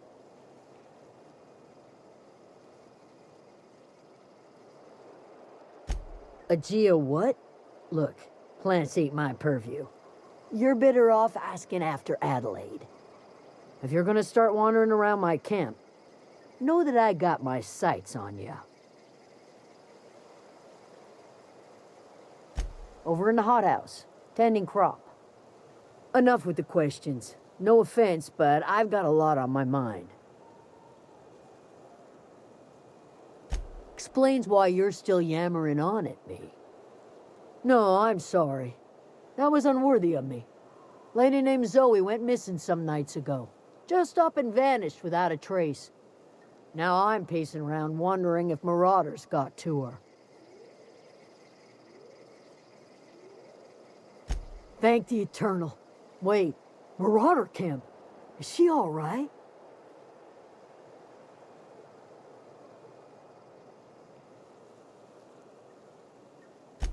Zoe's family. Chiding her is our purview, not yours. If you could bring her home, I'd be obliged. And if you could cross off some marauders on the way, I'd be much obliged. I'll tell you what I can.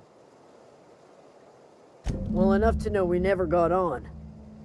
Zoe and Stefan were close. If anybody knows the workings of her mind, he does. She was lazy and thoughtless, but she's still one of our own. What is it?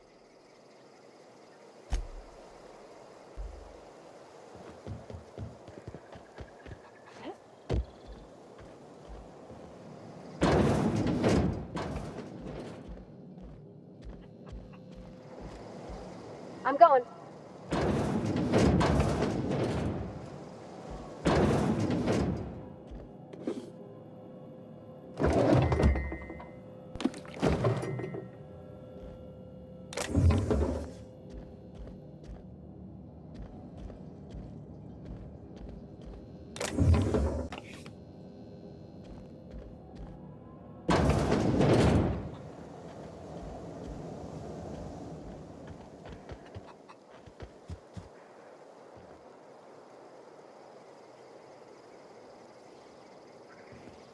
You hungry? We got canid ribs, canid flank, canid snout too. Something I can help you with? Fresh off the limb, and that includes canid meat.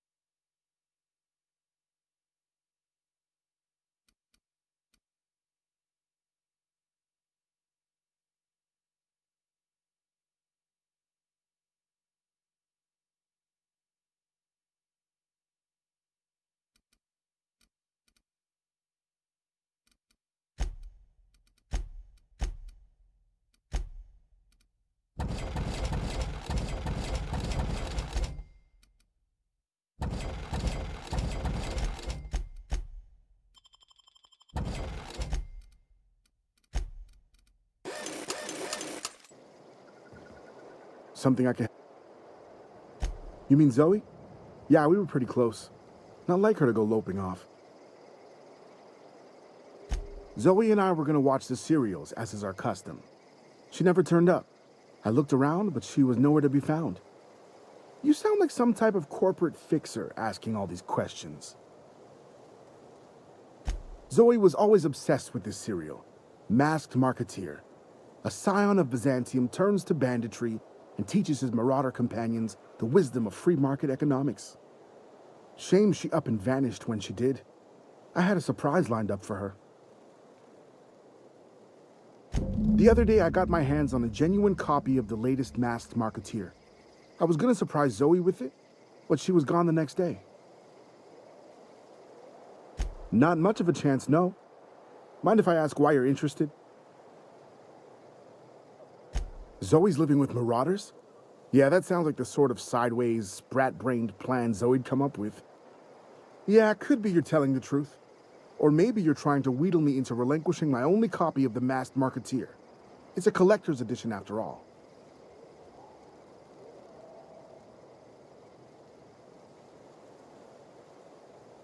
Yeah, you're probably right.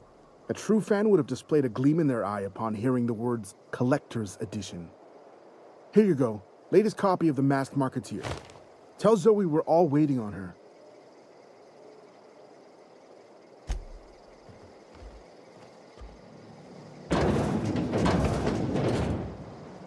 Okay.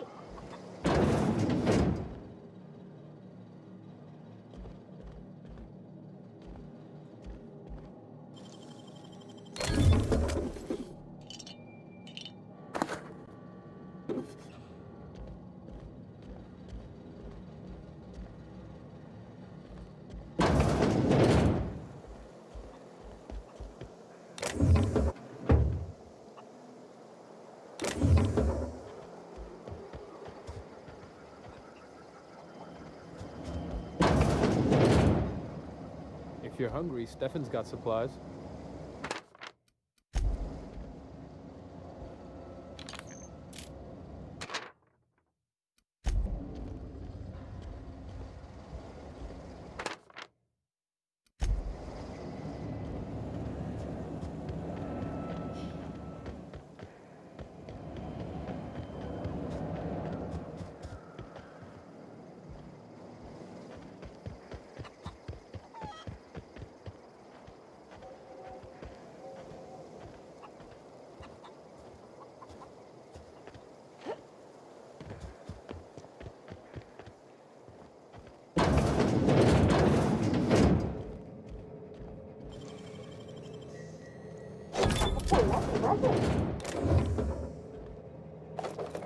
Hey, I saw. What do you think you're doing?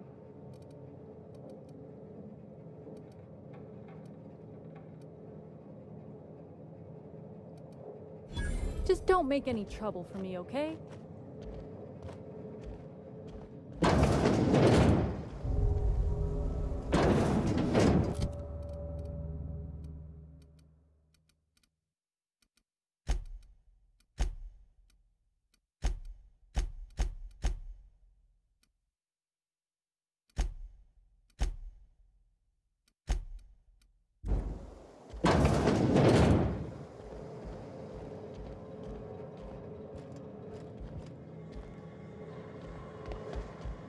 Keep your wits about you, friend.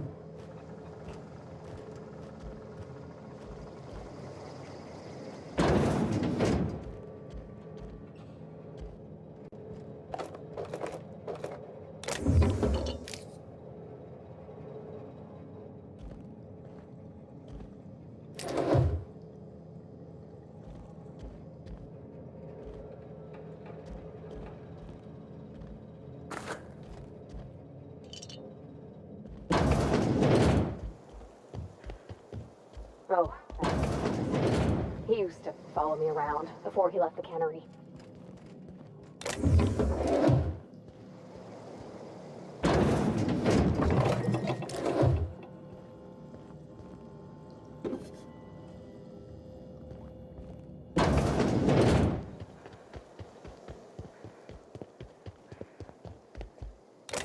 Hey! What do you think you're doing? Just keep your fingers to your own self, okay?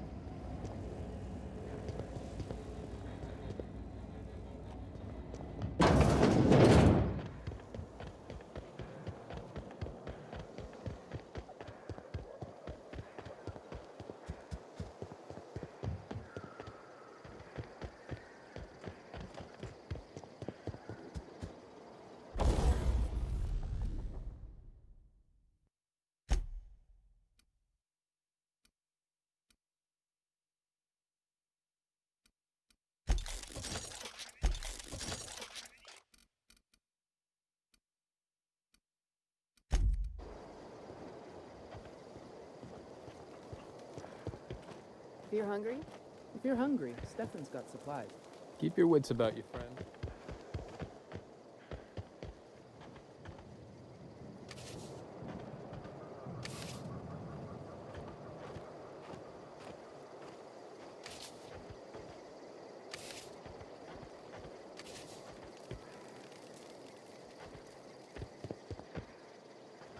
Oh, didn't see you there. I was just occupying myself with a little engineering. Whoa, Miss Parvati. Hey, you're, how are you? Hi. Hello. Are you, are things safe out here? How are you keeping? Great, just great. I've been trying to keep stuff running, just like you. Only I'm not so... Wait, they didn't kick you out, did they? Oh gosh, no. I'm just along with this lady here. Are you from town? I mean, you don't exactly look like you're from town.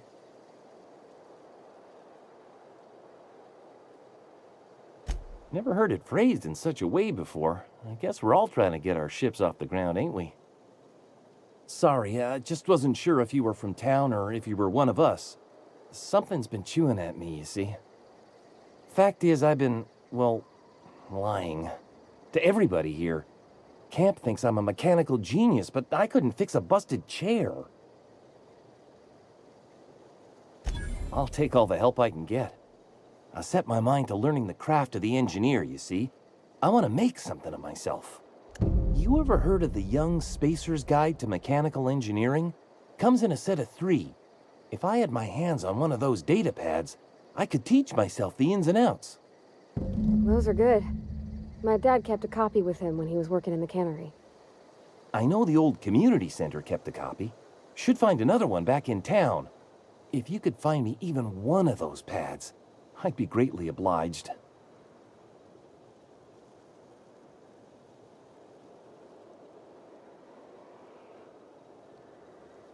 No kidding! Really? Well, which one? Look at that! Building a computing machine out of Spectrum potatoes, a primer. I'm just glad it survived all these years. I appreciate you going through all that trouble. In fact, I put aside something special, on the off chance that somebody'd search out those data pads for me. Well, don't keep me in suspense. Ain't that just ironical? If I'd worked a little longer back at the cannery, I might have found this myself. 2 whole data pads? Be still my beating heart. Oh, almost forgot your payment. Sure, I'd be glad to take them off your hands.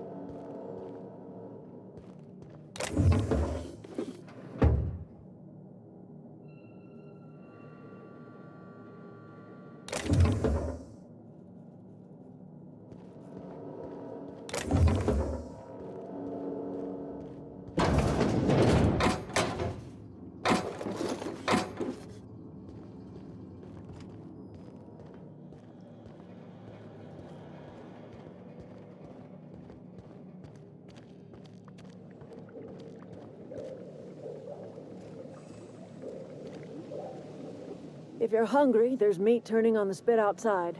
If you're bearing illness, find a place to lay your head down and I'll fetch you a poultice.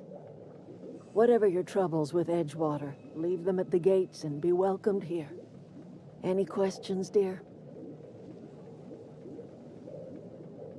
I have been called that, among other things. Green Thumb, grandmother, the strange old lady who keeps flowers. But yes, Adelaide will do just fine. Excuse me, Miss McDevitt? Sorry, it's just... You got such pretty trees in here. Why, thank you. You're Robert's girl, aren't you? I remember when you were but a sprout. Thomas speaks of you often. Are you staying long? You should try some of my tobaccorn tea. I brew it in an old spittoon, but it's been cleaned. No, dear. The garden belongs to us all. Life is the gift of the universe, and the universe yields its bounty equally, absent of prejudice. The soil around the Vale went sour years ago, but I found a way to sweeten it back up. The secret recipe is a little bit of elbow grease, a dash of love, and a heaping pile of special fertilizer. A home for anyone who's ever turned their backs on Edgewater. A home for those of us with nowhere left to go and nothing to lose.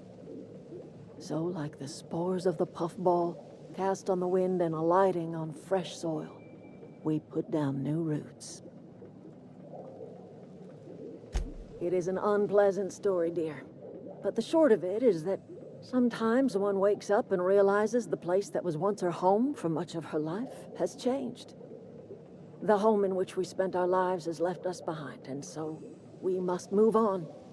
And that is as much as I will say on the subject. Reed Thompson, you here on behalf of that cold-eyed reptile? Let's hear it. What's Reed's idea of peace, then?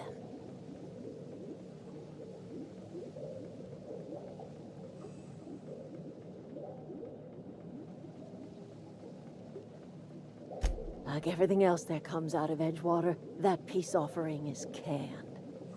I and my own are living just fine out here by ourselves. He would do such a thing. The question is, why would you agree to his plans? Cannery's got a regulator. You want ship parts, you ought to rip 'em out of the cannery's guts and leave us be. If you're going down to the plant, you should divert power away from Edgewater and toward our end of the grid. Think about it. You'd be liberating an entire town from a lifetime of service to that odious cannery. Seems the sort of thing a hero would do.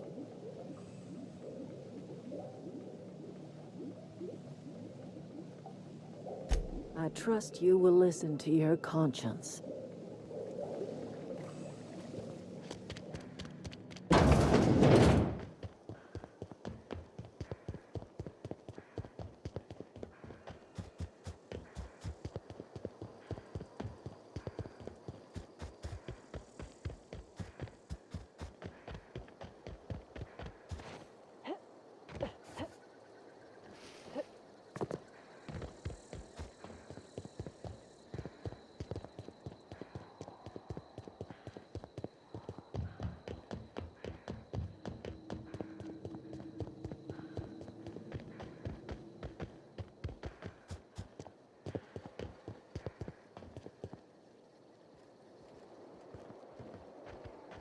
What I wouldn't do for a Wentworth.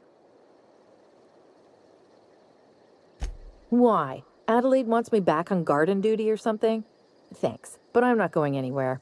This is where I belong.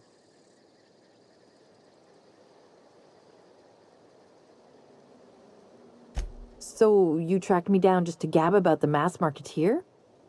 I am impressed.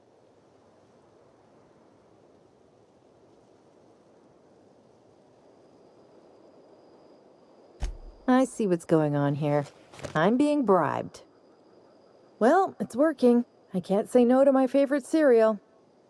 I'll take my stuff and head on back, I suppose.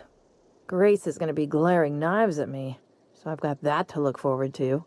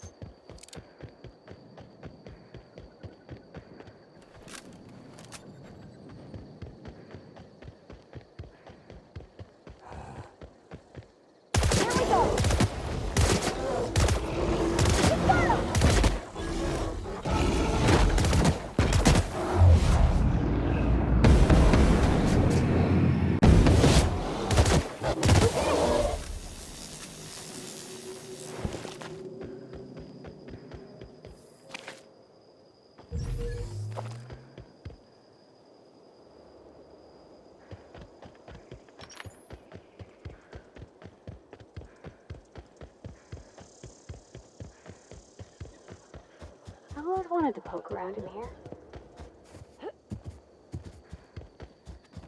Get ready!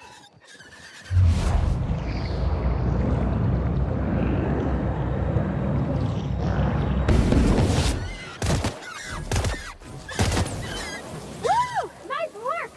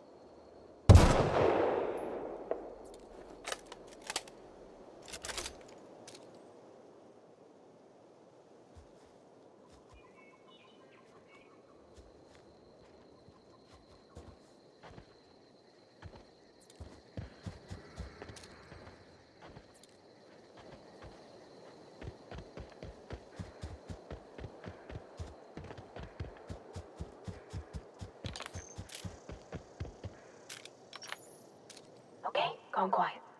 Here we go!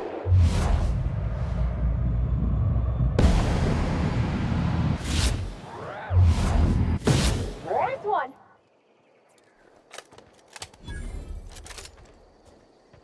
I'm going! Ah!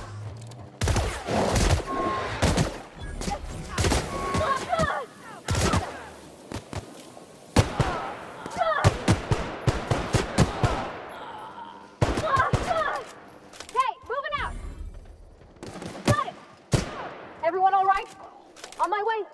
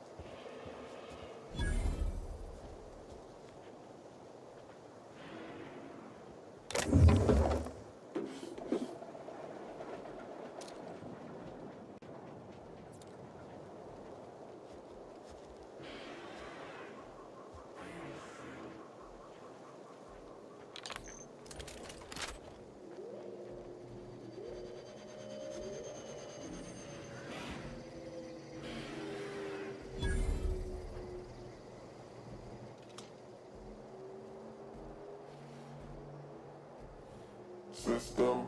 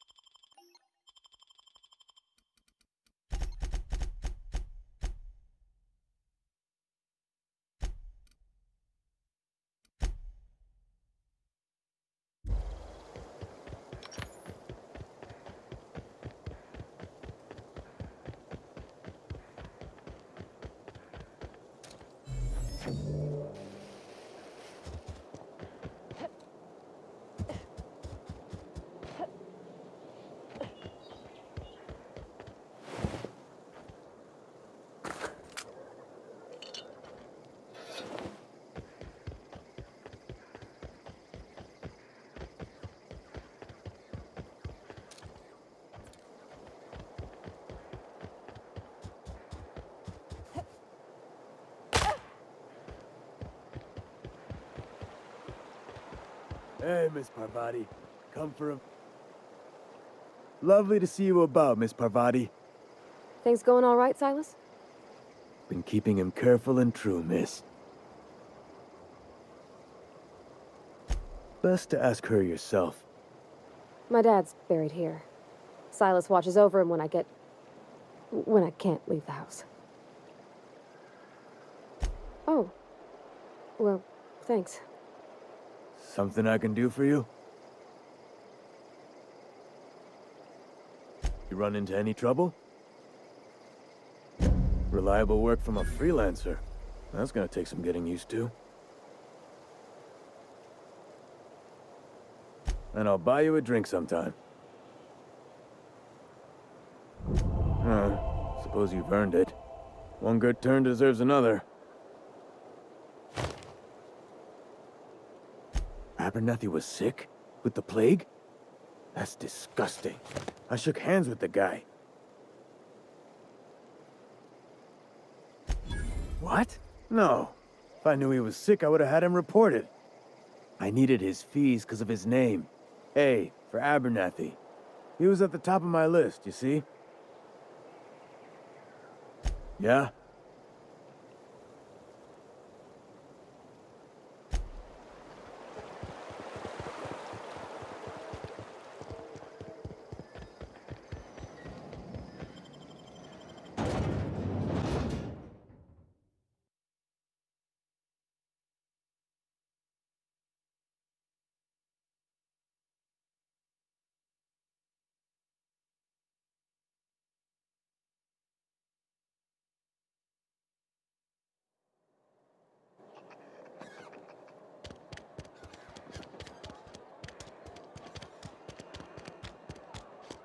Wish we had some better rations. Something to report? We pay by the finger. What do you have for me? Gil Antrim. Real name, Guillaume. Duly processed by a freelancer on behalf of Spacer's Choice. I remember him. Was just a kid last I saw him. Shame. I'll just need your signature here, here, here, here, and here. Got any more fingers for me? Mabel Burgess. Age 37. Right or left-handed?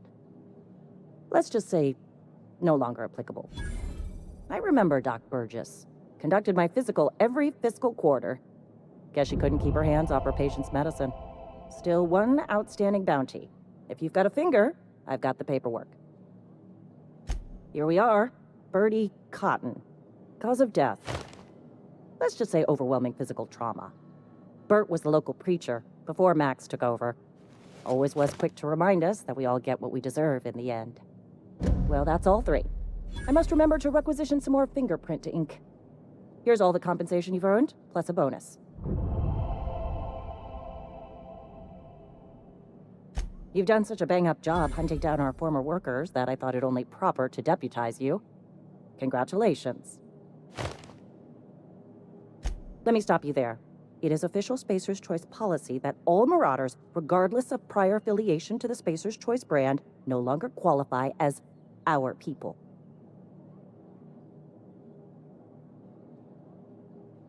Ever since the company first settled the Vale. Life's good out here, but it ain't easy. Some folk can't keep pace with the demands of frontier life. Not everyone's cut out to work in Edgewater. Some turn deserter, some turn marauder. None of them get my sympathy.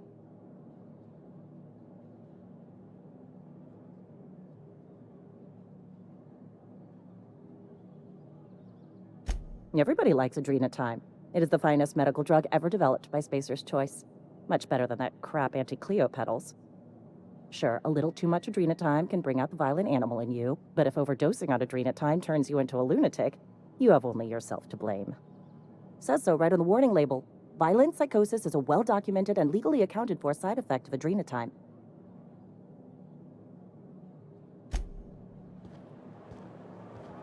I've been feeling pretty low these days.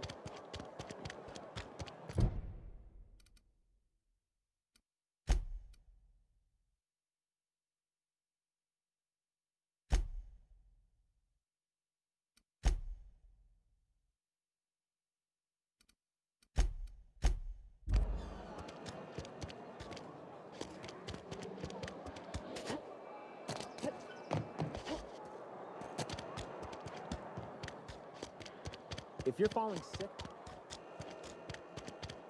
You think corporate's ever gonna visit?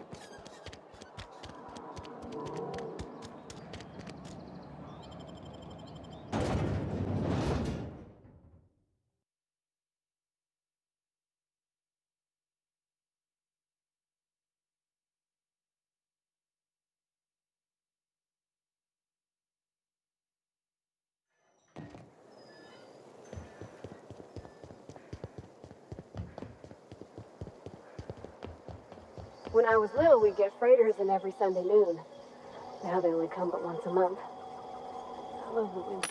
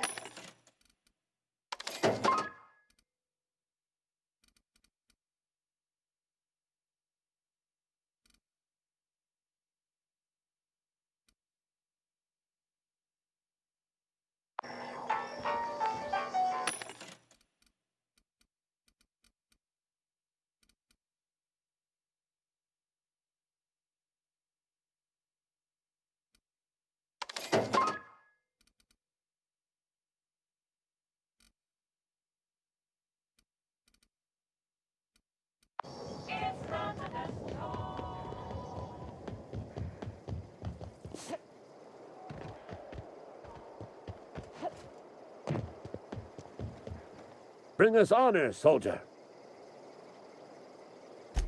You beat that scout to scrap with its own legs? Pulled its optic cables out its head case? Actually, don't tell me. Rather use my imagination. You're a passing fair soldier, I will confess. But you are one, and the enemy is legion. What you need is an equalizer, a weapon to strike fear in their cold, mechanical hearts. Cantina, lavatory, behind one of the toilets. That's where I've kept it hidden all these years. What? All by yourself? I could have sworn I hid that bundle safe from prying eyes. Give it here. Feast your eyes, soldier. This here's a genuine Spacer's Choice injury customizing unit, designed to deliver a lethal blast of electrical discharge.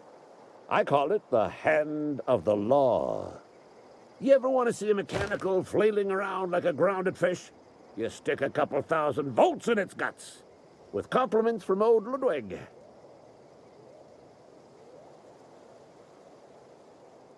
Time's come for you to journey down into the black heart of the enemy's camp. I'm talking about the old geothermal plant. Unfortunately, the old plant lies outside my board-given jurisdiction. You'll need to get a passcode from the boss, Reed Thompson.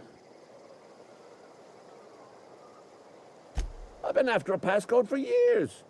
Boss said no on account of my gross incompetence with all matters related to security. I need you to get us the brain of a mechanical. Well, not exactly a brain. Anatomically speaking, what we're looking for is a logic module. If you die horribly, I will pour out a can of zero-G to your memory.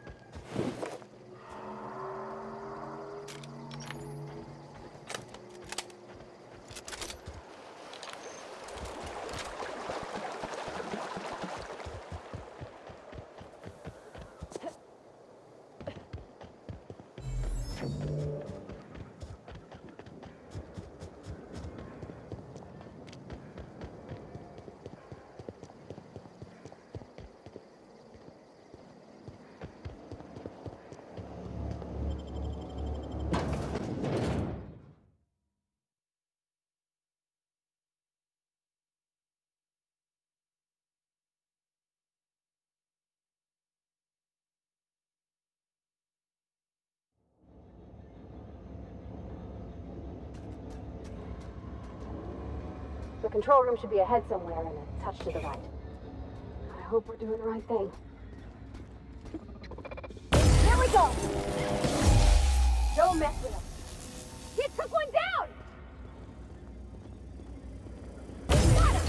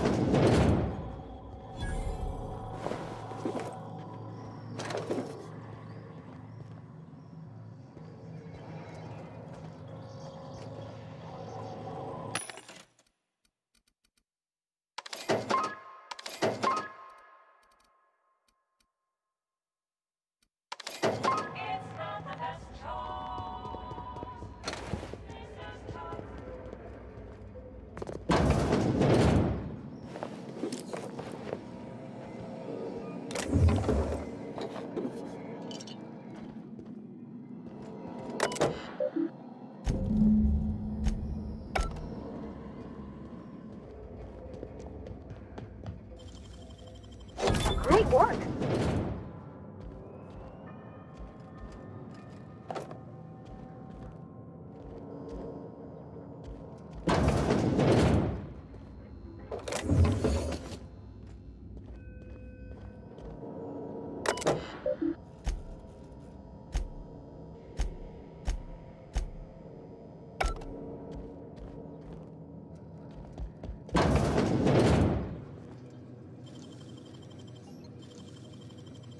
Easy.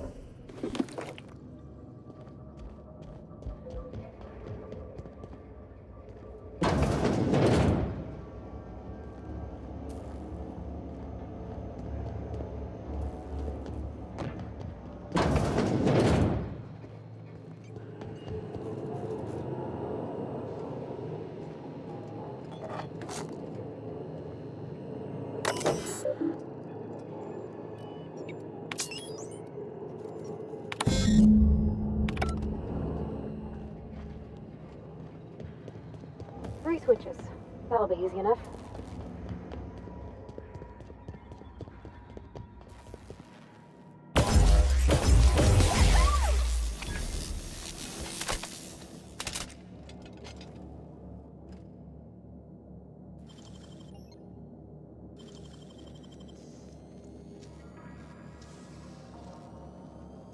I wish I could do that.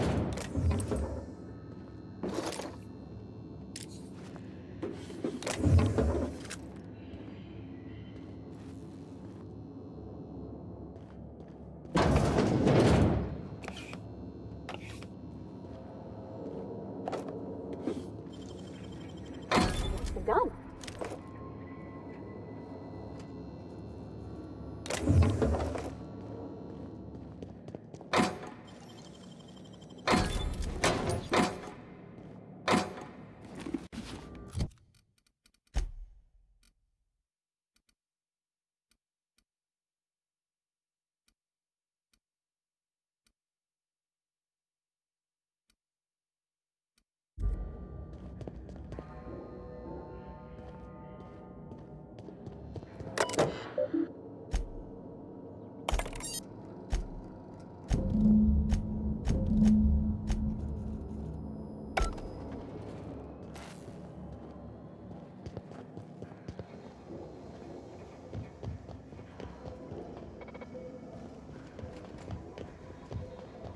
Process. Here they come! That's the last of them!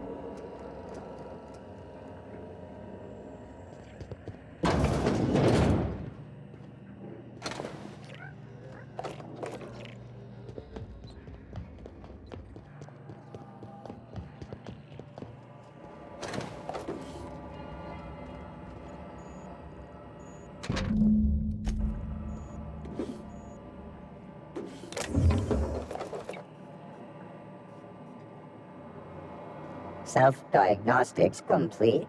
Navigation systems operational. Combat systems operational. It's not the best choice. It's the Spacer's choice. All systems fully operational. Return journey successfully completed. Spacer's Choice would like to thank you for complying with your duties. Hostile actions towards Spacer's Choice mechanics are contrary to logical directive. Conclusion: all hostile automechanicals must be defective in compliance with Spacer's Choice policy. All defective automechanicals must be permanently dismantled. Please allow me to assist. Affirmative. Mechanicide protocols loaded. Awaiting confirmation.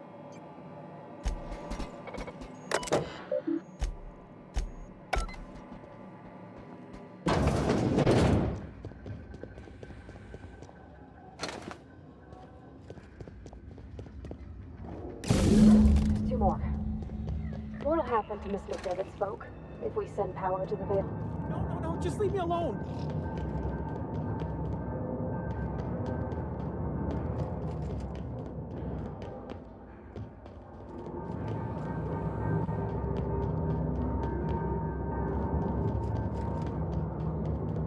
You're not real. You're not real.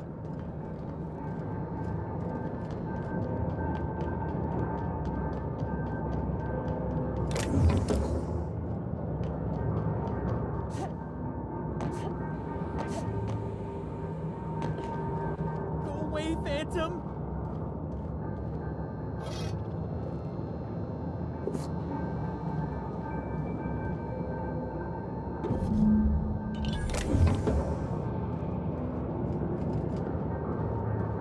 You're not real. You're not real. Get away from me, Phantom. Shoot. Scram.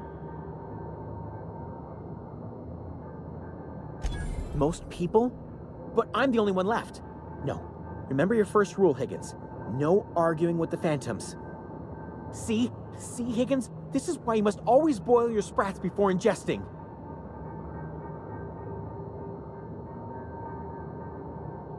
Of course. Do excuse me. I experience brief flashes of mania during which I am visited by the phantoms of my imagination. Chester D. Higgins. The D stands for definitely not insane. I use it as a reminder.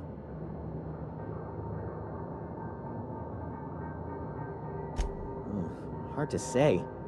By my reckoning, Higgins has been here somewhere between 2 weeks and forever. My recollection's a touch fuzzy these days. Oh, Higgins has been many things over the years. Sprat Wrangler, Saltuna critic, Aetherwave personality, chairman of the board, galactic defender, Sisty Pig tycoon. I've come a long way for someone who started off as a simple engineer right here in this plant. I specialized in automechanicals, drones, sentries, repaired them, maintained, upgraded, did it all from my old workroom just over in the next section. Look, I don't want to fall into any trouble with the mechanicals. If they wise up to our plans, they will come for us. With prodding irons.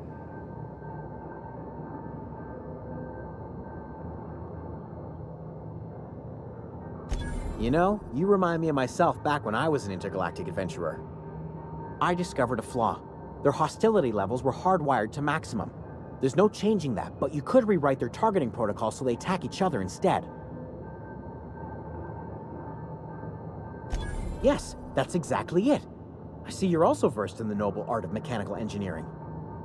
There's a behavior control terminal in the other room.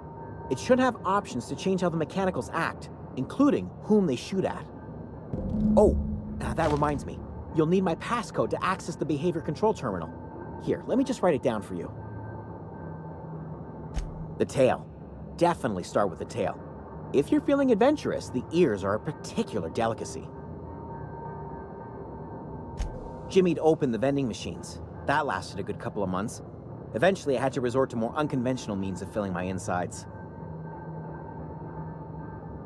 Mechanicals lost their bolts. Opened fire on anything that moved. It was pandemonium. I was on cleaning duty at the time. My old boss had me scrubbing pipes when the killing started.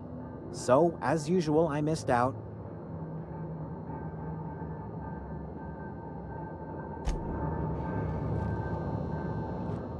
What's he... Mechanicals lost their bolt. You mean, why did the Mechanicals go on a murderous rampage?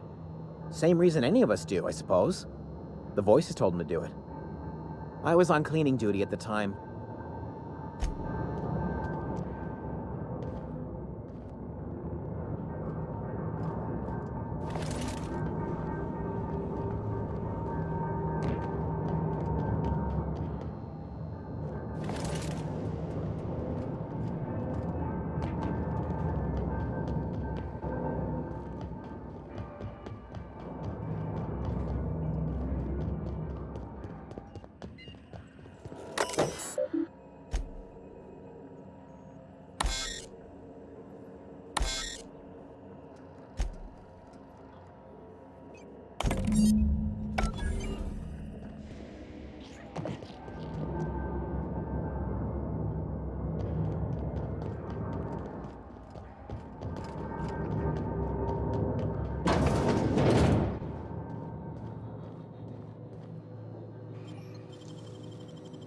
Hey, that's impressive.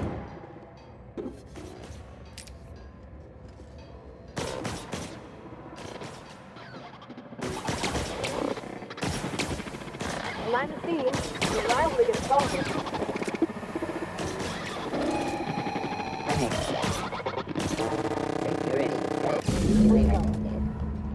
If we send the power to Miss McDevitt, what happens to the veil? Not even close.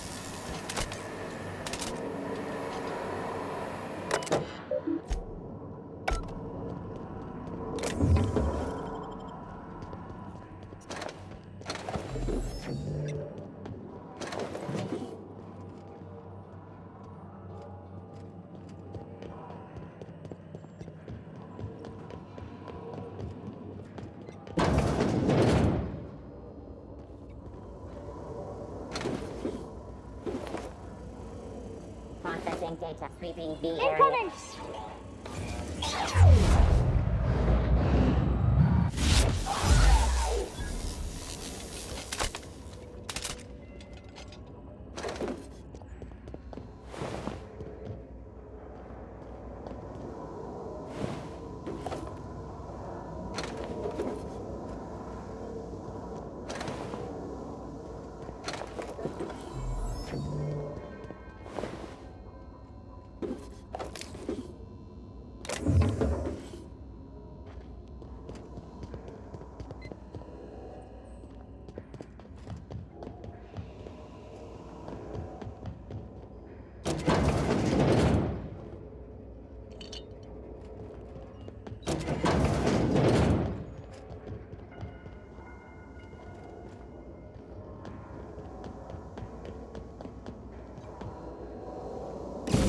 The last.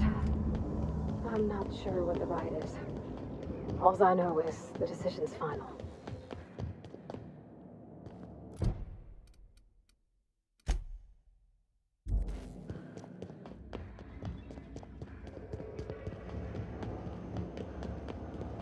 Once we do this, there's no going back.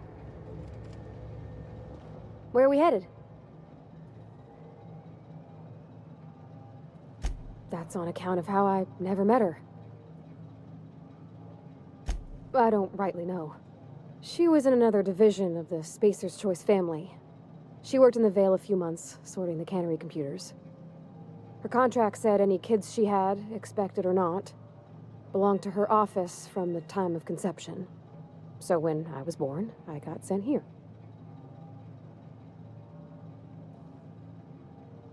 Could be. Reckon I'll never know. He's just interested in fixing stuff. He always used to follow me around, asking me to explain what I was doing. Like a puppy, kinda.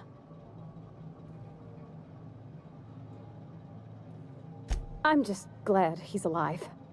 That he's okay. I mean, when Mr. Thompson said he was fired, we all expected the worst. If he wants to learn about engineering, we should help him get those data pads he wants. I'd like to do that for him.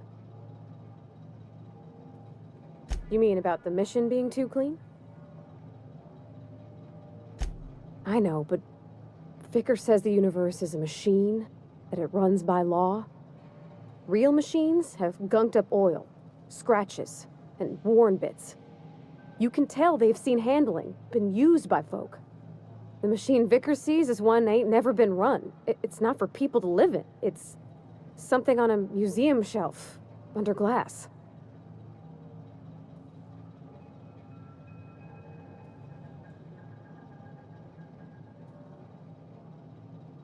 It just comes off cold to me, is all.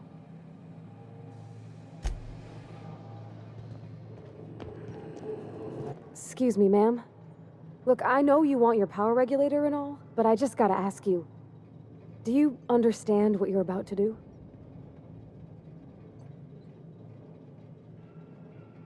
I don't think you should cut off Edgewater's power. I think it would be cruel. I'm sorry. That just sort of came out all at once. Edgewater's hurting. We've been losing workers year after year, and corporate hardly ever sends replacements. There's barely enough Saltuna to fill our bellies anymore. But the town's got some good people in it. Decent, hard-working folk just living their lives the only way they know how. They don't deserve to be punished.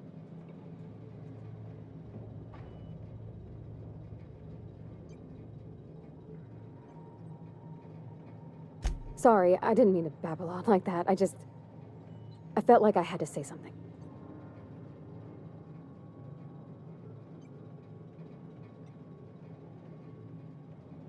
Really? I mean, wow. Thanks. No one's ever told me those words in that order.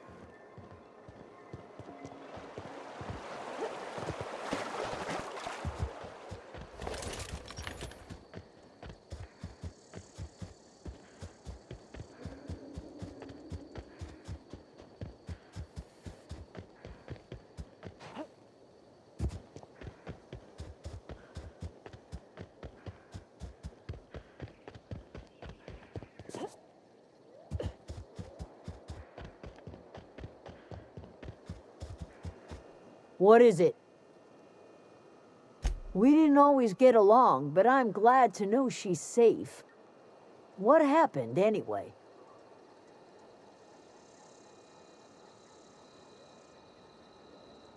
Zoe joined up with a band of marauders. Zoe. The same Zoe who doesn't know a barrel from a trigger. Well, I've heard stranger things. You pretty much did my job for me. Least I could do is pay you for your trouble. Let me know if I can do something for you.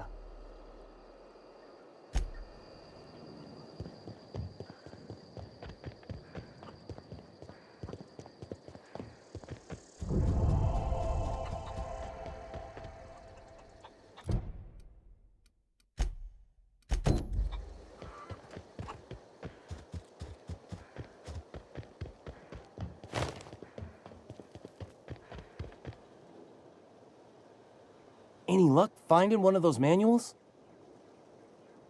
No, kid? The geothermal plant? Now that is just incredible!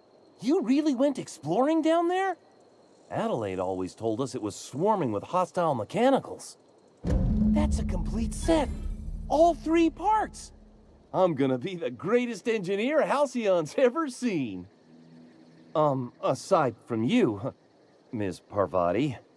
I swear, I'll do you proud. I'm glad we could help, Thomas. I've been saving something for you. Just a little contraption I found. Should fit right into your outfit.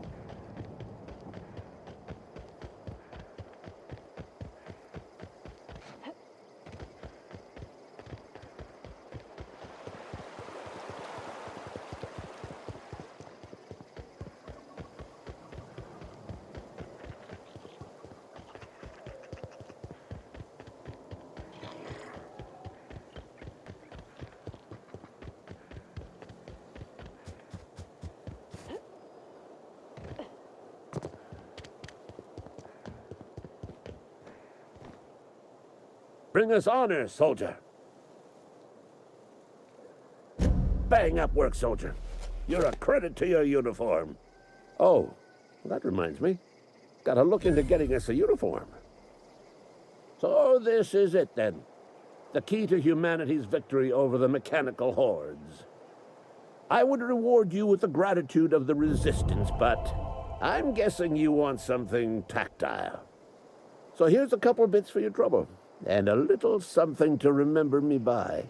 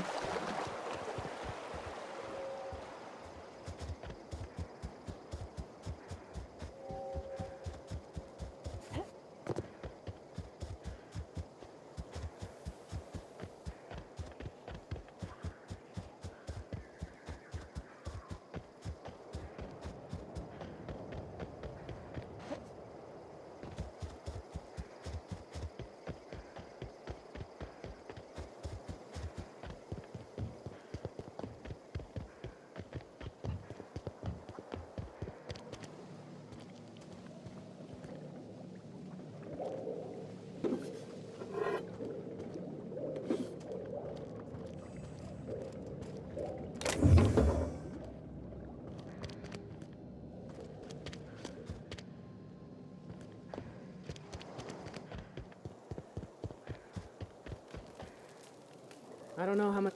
I know, I'm trying to think.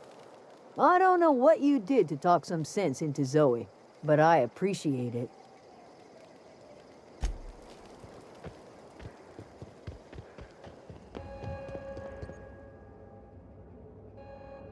That's the thing about growing old. Your eyes start to fail. Elsewise, I would have seen you for the snake that you are, chopped you into pieces and roasted you on a spit. This is all you're doing. Cutting off my power, killing off my garden. Without refrigeration, my food will spoil, and my flock will starve.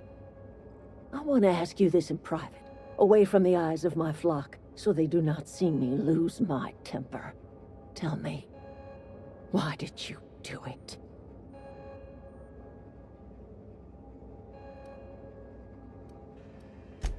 You want my flock wasting their lives in that cannery? Fine. Go and talk to them. Go talk to Grace and Thomas. Look them in the eye and tell them their life here is over, and the only thing left to do is go back to Edgewater. This is now your responsibility. And you tell Reed Thompson that I will never return to Edgewater. I would rather die among my flowers than live under his management.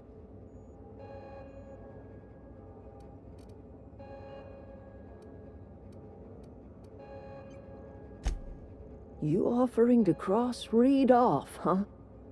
This some sort of twisted reparation for what you've done? Or you just looking for a chance to sow some chaos? Kill Reed if you must, or talk him into leaving if you can. He and I are not sharing the same four walls together.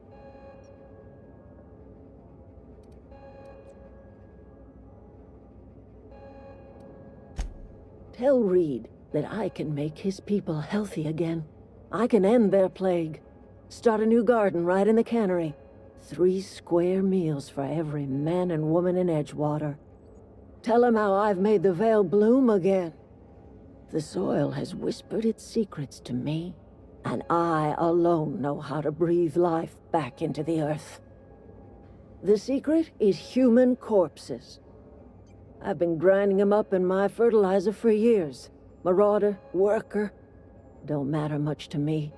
The human body is rich with nutrients.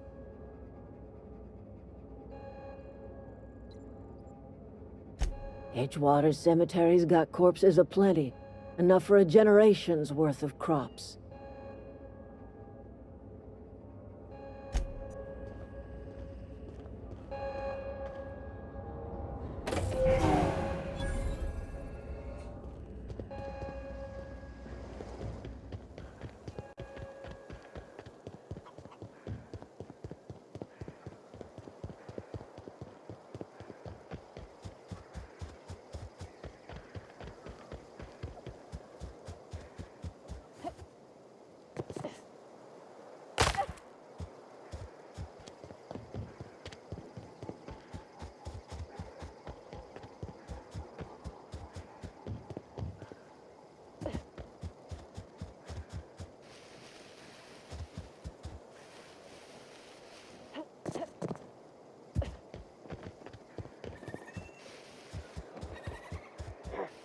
Incoming!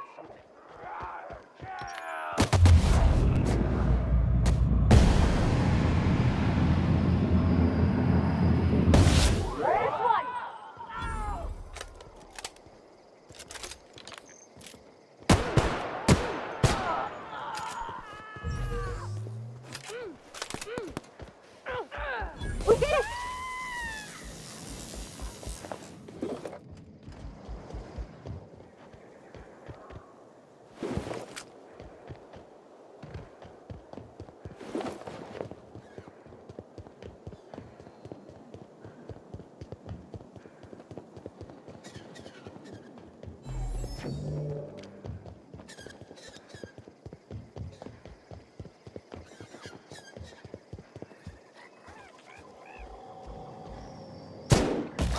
Here we go!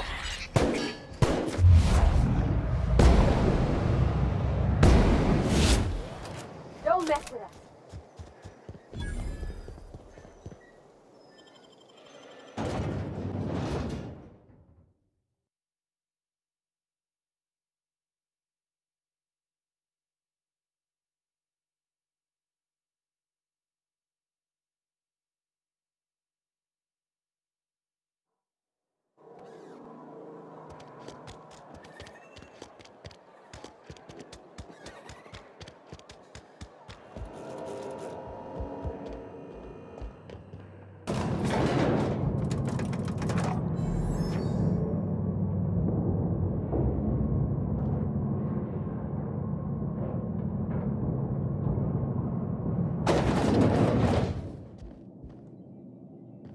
This is a fine day, friend.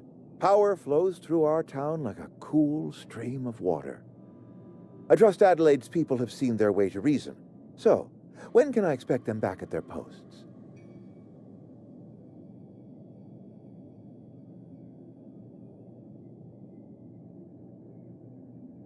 Then we are at an impasse. Stewardship over this town has been entrusted to me by Spacer's Choice. I am not perfect. I have made my share of mistakes, but I have done my best for this town.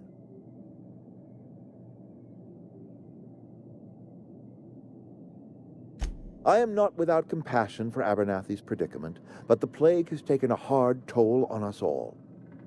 I am a Spacer's Choice man. My father was a Spacer's Choice man. Edgewater may not look like much to some buttoned-up freelancer, but it is my home.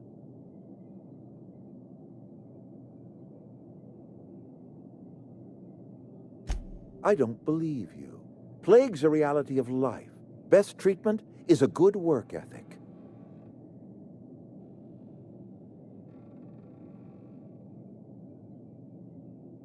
The very notion is just grotesque. A raw vegetable? Why don't you just ask me to go chew the bark off of a tree?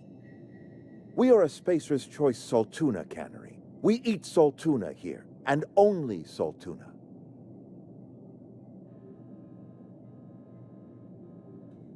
I don't understand. You say Adelaide's growing her own food, but that should not be possible. The soil's gone sour. Company said as much. Our own botanist couldn't grow decent crops for us, so the company got rid of him and shut down the greenhouse. You will excuse me for being skeptical. How exactly is Adelaide growing crops in barren soil?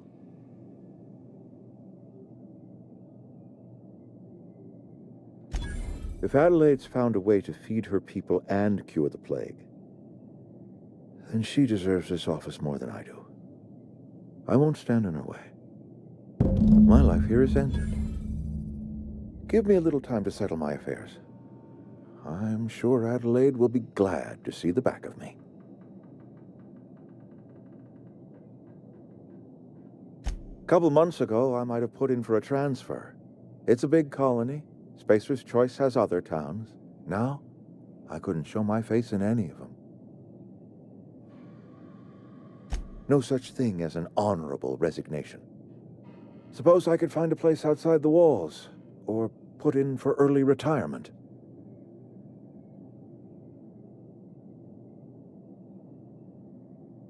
I don't know. I could see myself lasting a week. I have always tried to do right by my town. It has never been easy. Got it. Heads down.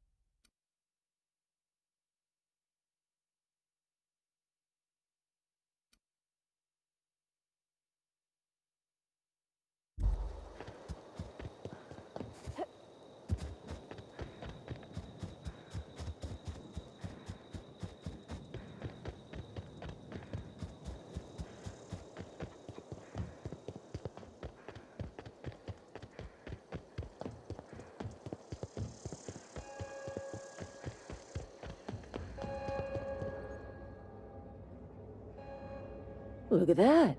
The snake's come back. I never thought I'd see the day that Reed Thompson abandoned his post. Suppose we all have a breaking point. Suppose it's time our flock made our way back to Edgewater. We must tend to what remains of the town and carry on with our lives as best we may. You're vexing to me, you know? Injuring us with one hand, helping us with the other. Here, I'm giving you something to leave us be. It's a ransom, you understand, not a reward.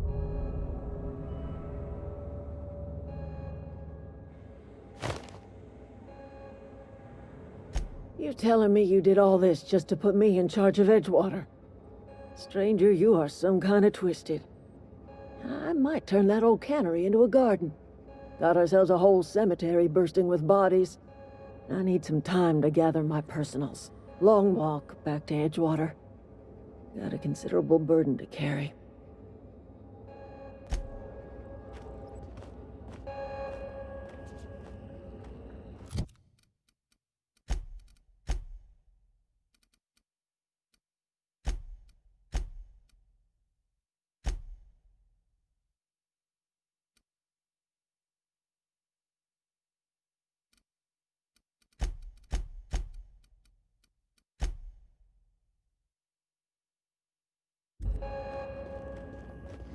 I need some time to gather my personals. Keep your wits about you, friend. What happened? Keep your Sprat wits about fell into a Keep your wits transformer about you. again? Zoe says she fought her way out of a marauder camp with her own bare hands.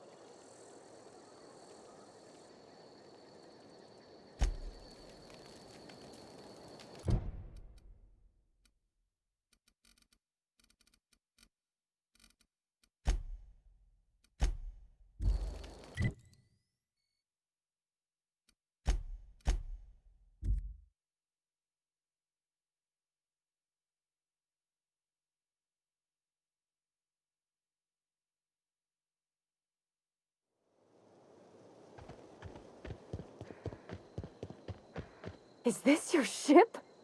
Oh my stars, she is just so handsome. Does she have a name yet? What's her drive model? Oh, gosh. Listen to me babbling. When I was in Edgewater, I dreamed of flying on a real ship, working on a real engine, belonging to a proper crew. I'm the only decent mechanic Edgewater's got, but every time I think of going back, I get this sinking feeling.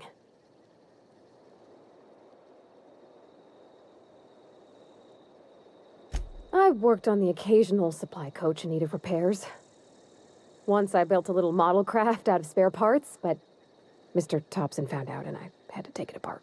I want to ask you something, and you can say no. But can I come with you? I could tend to your engine. I know my G-valves for my catalyzers, and I can keep your ship singing.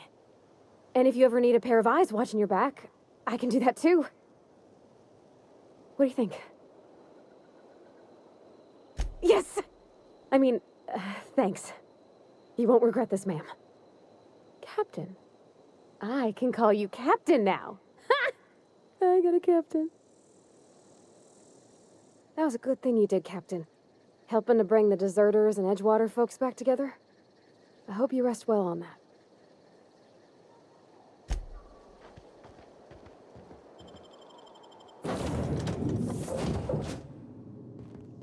Well, I certainly am looking forward to flying on a ship named the Unreliable. I'll just head upstairs and claim a room. I find myself marveling at the complex simplicity of the Fibonacci spiral. I'm sure you know what that's like. Something vexing you, Captain?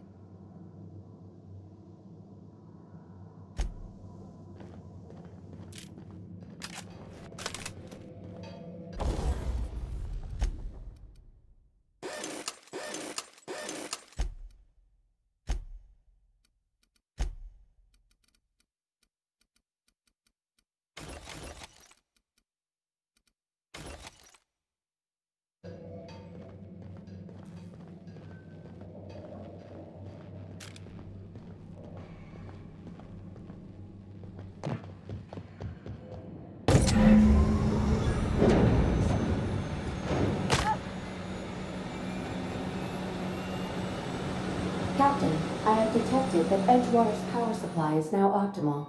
I applaud your willingness to invest your time in the local community. What can I do for you, Captain? All systems are operating within acceptable parameters. I am prepared to bring the unreliable into low-altitude orbit. This should prove an adequate test of our flight capabilities.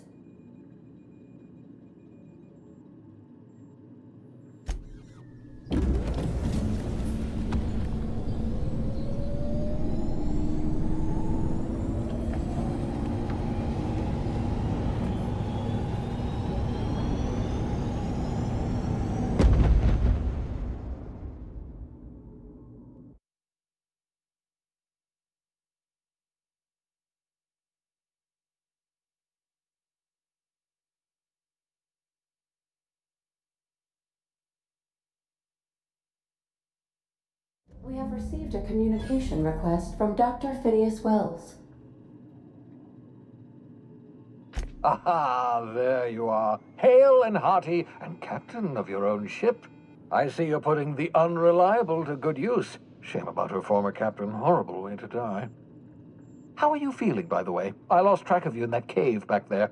Experiencing any, unnatural drippage? Perfectly normal side effect of thawing, I assure you.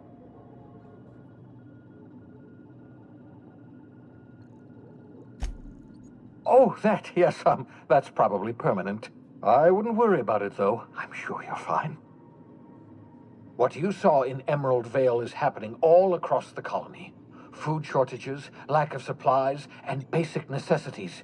We're dying. The chairman, the minister, and all their lackeys on the board are to blame. The Hope has some of the brightest minds Earth ever sent us. If we can revive the Hope's colonists, they can help us undo the board's mistakes. They can help us set things right. You need to get to Stellar Bay on Monarch. I have contacts there. They'll help me, help us, find the chemicals to revive your fellow colonists.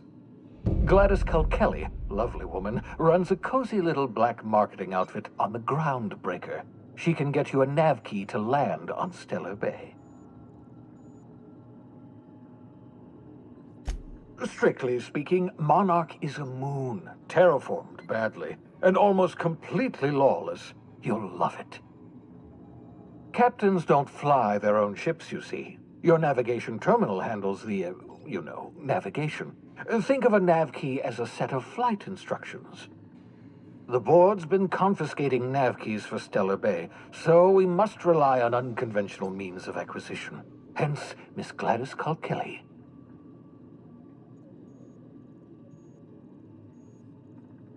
Without a skip drive, good luck. You'll be dead before you make it to the nearest star. Look, I admire your optimism, but the sad truth is you're stuck here. You, me, and the rest of this colony. We're all skating precariously around the edge of oblivion together. None of us are leaving Halcyon alive, so we may as well make it a better place, and we can start by reviving the Hope. Gladys and I have been doing business for years. Her smuggling credentials are unimpeachable. If anyone can get you a key to Monarch, it's her.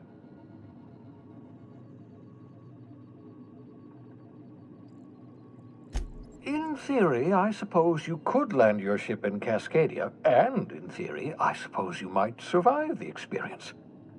Cascadia is utterly seething with dangerous, highly aggressive creatures more than capable of tearing you limb from limb.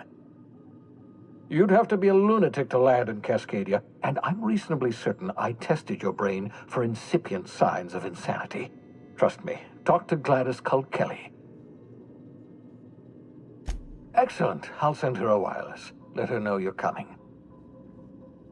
By the way, I gave Captain Hawthorne a disguise apparatus of my own design, cutting-edge technology, years ahead of its time. I call it the Holographic Shroud. I'm sure it will prove remarkably useful to you. You'll find it in the captain's quarters. Excellent. I'll contact you once you've found a way to get to Stellar Bay. If you have any questions, come see me in my lab. And remember, don't trust the board. They'll try to win you over with promises of wealth and power, but it's a lie. The board's only interested in filling their own pockets. If we don't put a stop to them, they're going to run this colony to the ground. Transmission ended. If you are ready to depart, please select a destination on your navigation terminal.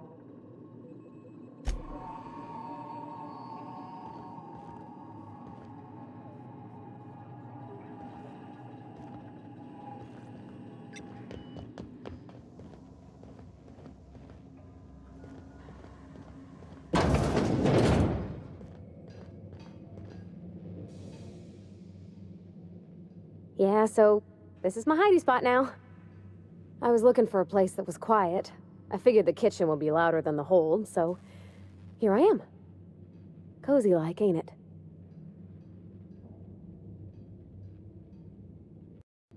That's in pretty good shape considering how hard Mr. Hawthorne ran it. It's a Yakita LHA 120, A2 model, I'm pretty sure. The Block 2 design scooshed in extra cargo space but didn't change the stock engines. Probably a touch underpowered, huh? Accurate in all particulars. I conclude you are Edgewater's board-certified mechanic.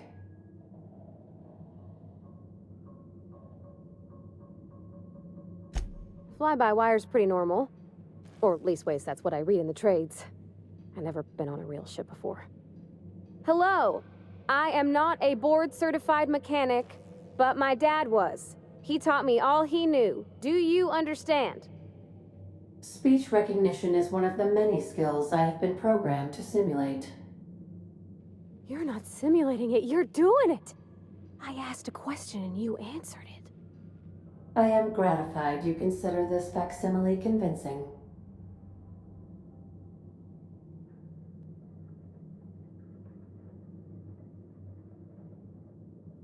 I am at your disposal, Ms. Parvati. You will find the technical schematics in the engineer's locker, though I'm afraid Captain Hawthorne has lost the owner's manual. I don't see any holes in the hull. I'll take a good squint at her, make sure everything's tip-top. But I think we're cooking with plasma torches. You can do that, you know. My dad taught me how to make grilled cheese sandwiches with a plasma torch. Mostly, yeah. I lived in the maintenance office near all my life. Mr. Thompson never let me forget how funny that was.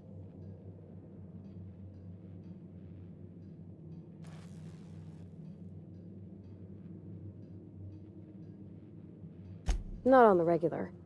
Once in a great long while, a Saltuna boat would break down on the pad. He'd always bring me along for those.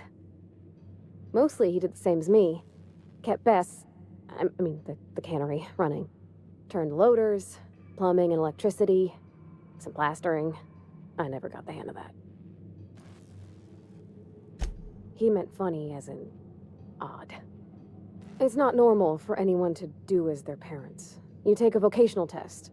That decides your schooling and your career. When I tested out for maintenance, everyone figured it was on account of my dad. They were real unhappy with us. Well, I'm good at making things work the way they ought. Not so much at doing such to somebody else's schedule. There's times I'm working deep in the guts of a loader, getting it all running perfect. Then I look up to see it's tomorrow and I've blown another deadline. Anyhow, I was happy to get back home. I didn't care much for schooling. Yep, nothing much had changed. Everything was a little grayer, a little dirtier. Dad met me at the shuttle and gave me a big ol' hug. I noticed straight away that he was moving slower and stiffer. He made a little grunt when I squeezed. About a year. I tried to do more of the work so he could rest. His heart gave him pains. Dad never said that he loved me, you know? I knew on account of him showing it. How he'd stay up late to help with my projects or listen to my fretting. Oh gosh, look at the time. Sorry to bend your ear so long. And I got so much to do before this ship's in decent shape.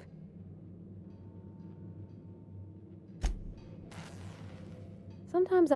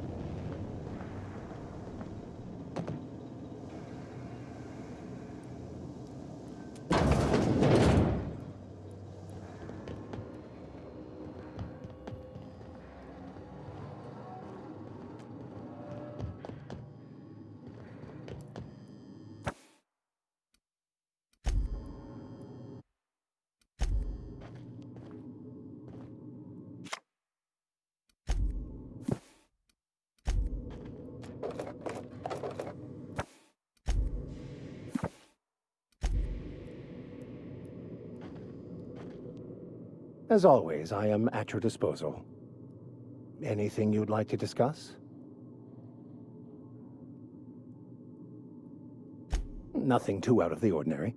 Just your run-of-the-mill vicar with a violently enthusiastic disposition. That's what my parents called it. I grew up in a pit of a town much like Edgewater. I was destined to be a laborer like my parents, but I was infected early with a need to solve the equation. My passion didn't sit well with them. My parents, ironically. They internalized the precepts of scientism like no one I've ever known. They had a pure faith, a faith that brought joy to them regardless of the situation. I envied that. I wanted that peace. I thought if I became a vicar, I could find it. Or at the very least, find out why I lacked it. They thought I was fighting the plan, should have accepted my lot. Some people pursue the clergy for power, prestige, but that was not me. The simple version is this. The force which we call the Grand Architect created the universal equation that underlies and defines everything in the universe. Everything flows from the equation, or in layman's terms, the grand plan. Is the Grand Architect a consciousness? A natural force? Did it create the equation on purpose? The answers to these questions don't really matter. The equation, the plan, is all that matters. Contentment is found by accepting one's role in the plan. The plan is not one rigid path. There are a variety of multitudes contained within it. Our paths have variance, but we'll end up adhering to it whether we like it or not. Some choices make the path smoother, some rougher. You can even go outside the lines, but the further outside you go, it's like an unbreakable elastic band. It will only stretch so far before it snaps back. The further it is stretched, the more violent the eventual correction. I have run headlong into too many walls in my pursuit of the truth. This book is my last hope, and you were my only hope of getting it translated. What about you? What's your story? And how did he do that?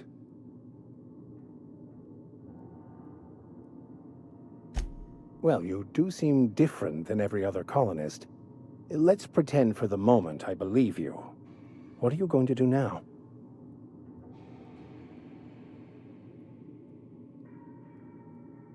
That seems a dangerous proposition. Why risk your life now that it's been returned to you?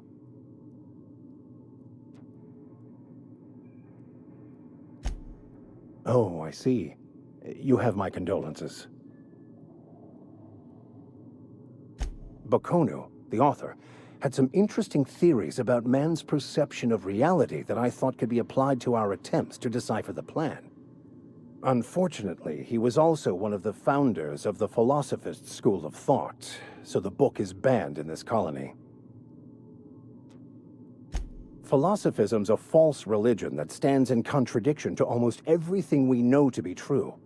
They believe all is chaos, in stark contrast to OSI's belief in the plan. But most of the philosophist perversion of Bakonu's thoughts came more than a century after his death.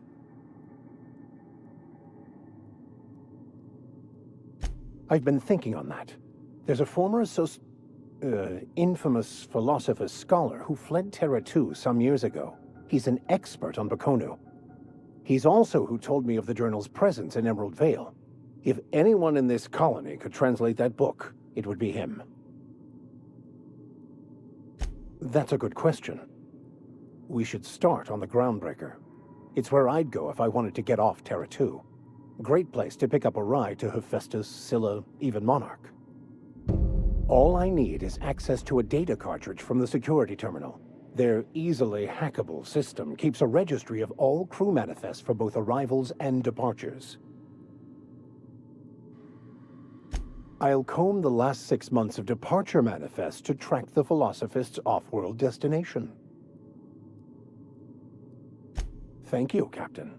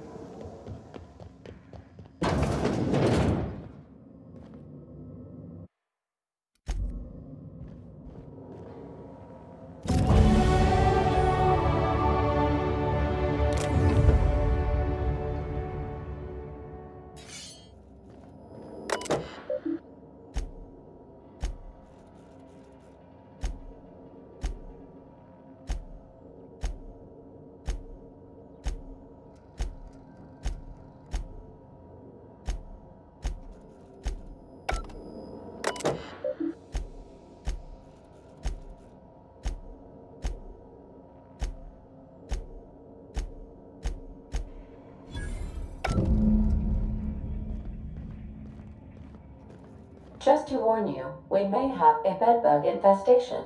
I am investigating non-toxic extermination measures. Non-toxic to you, I mean.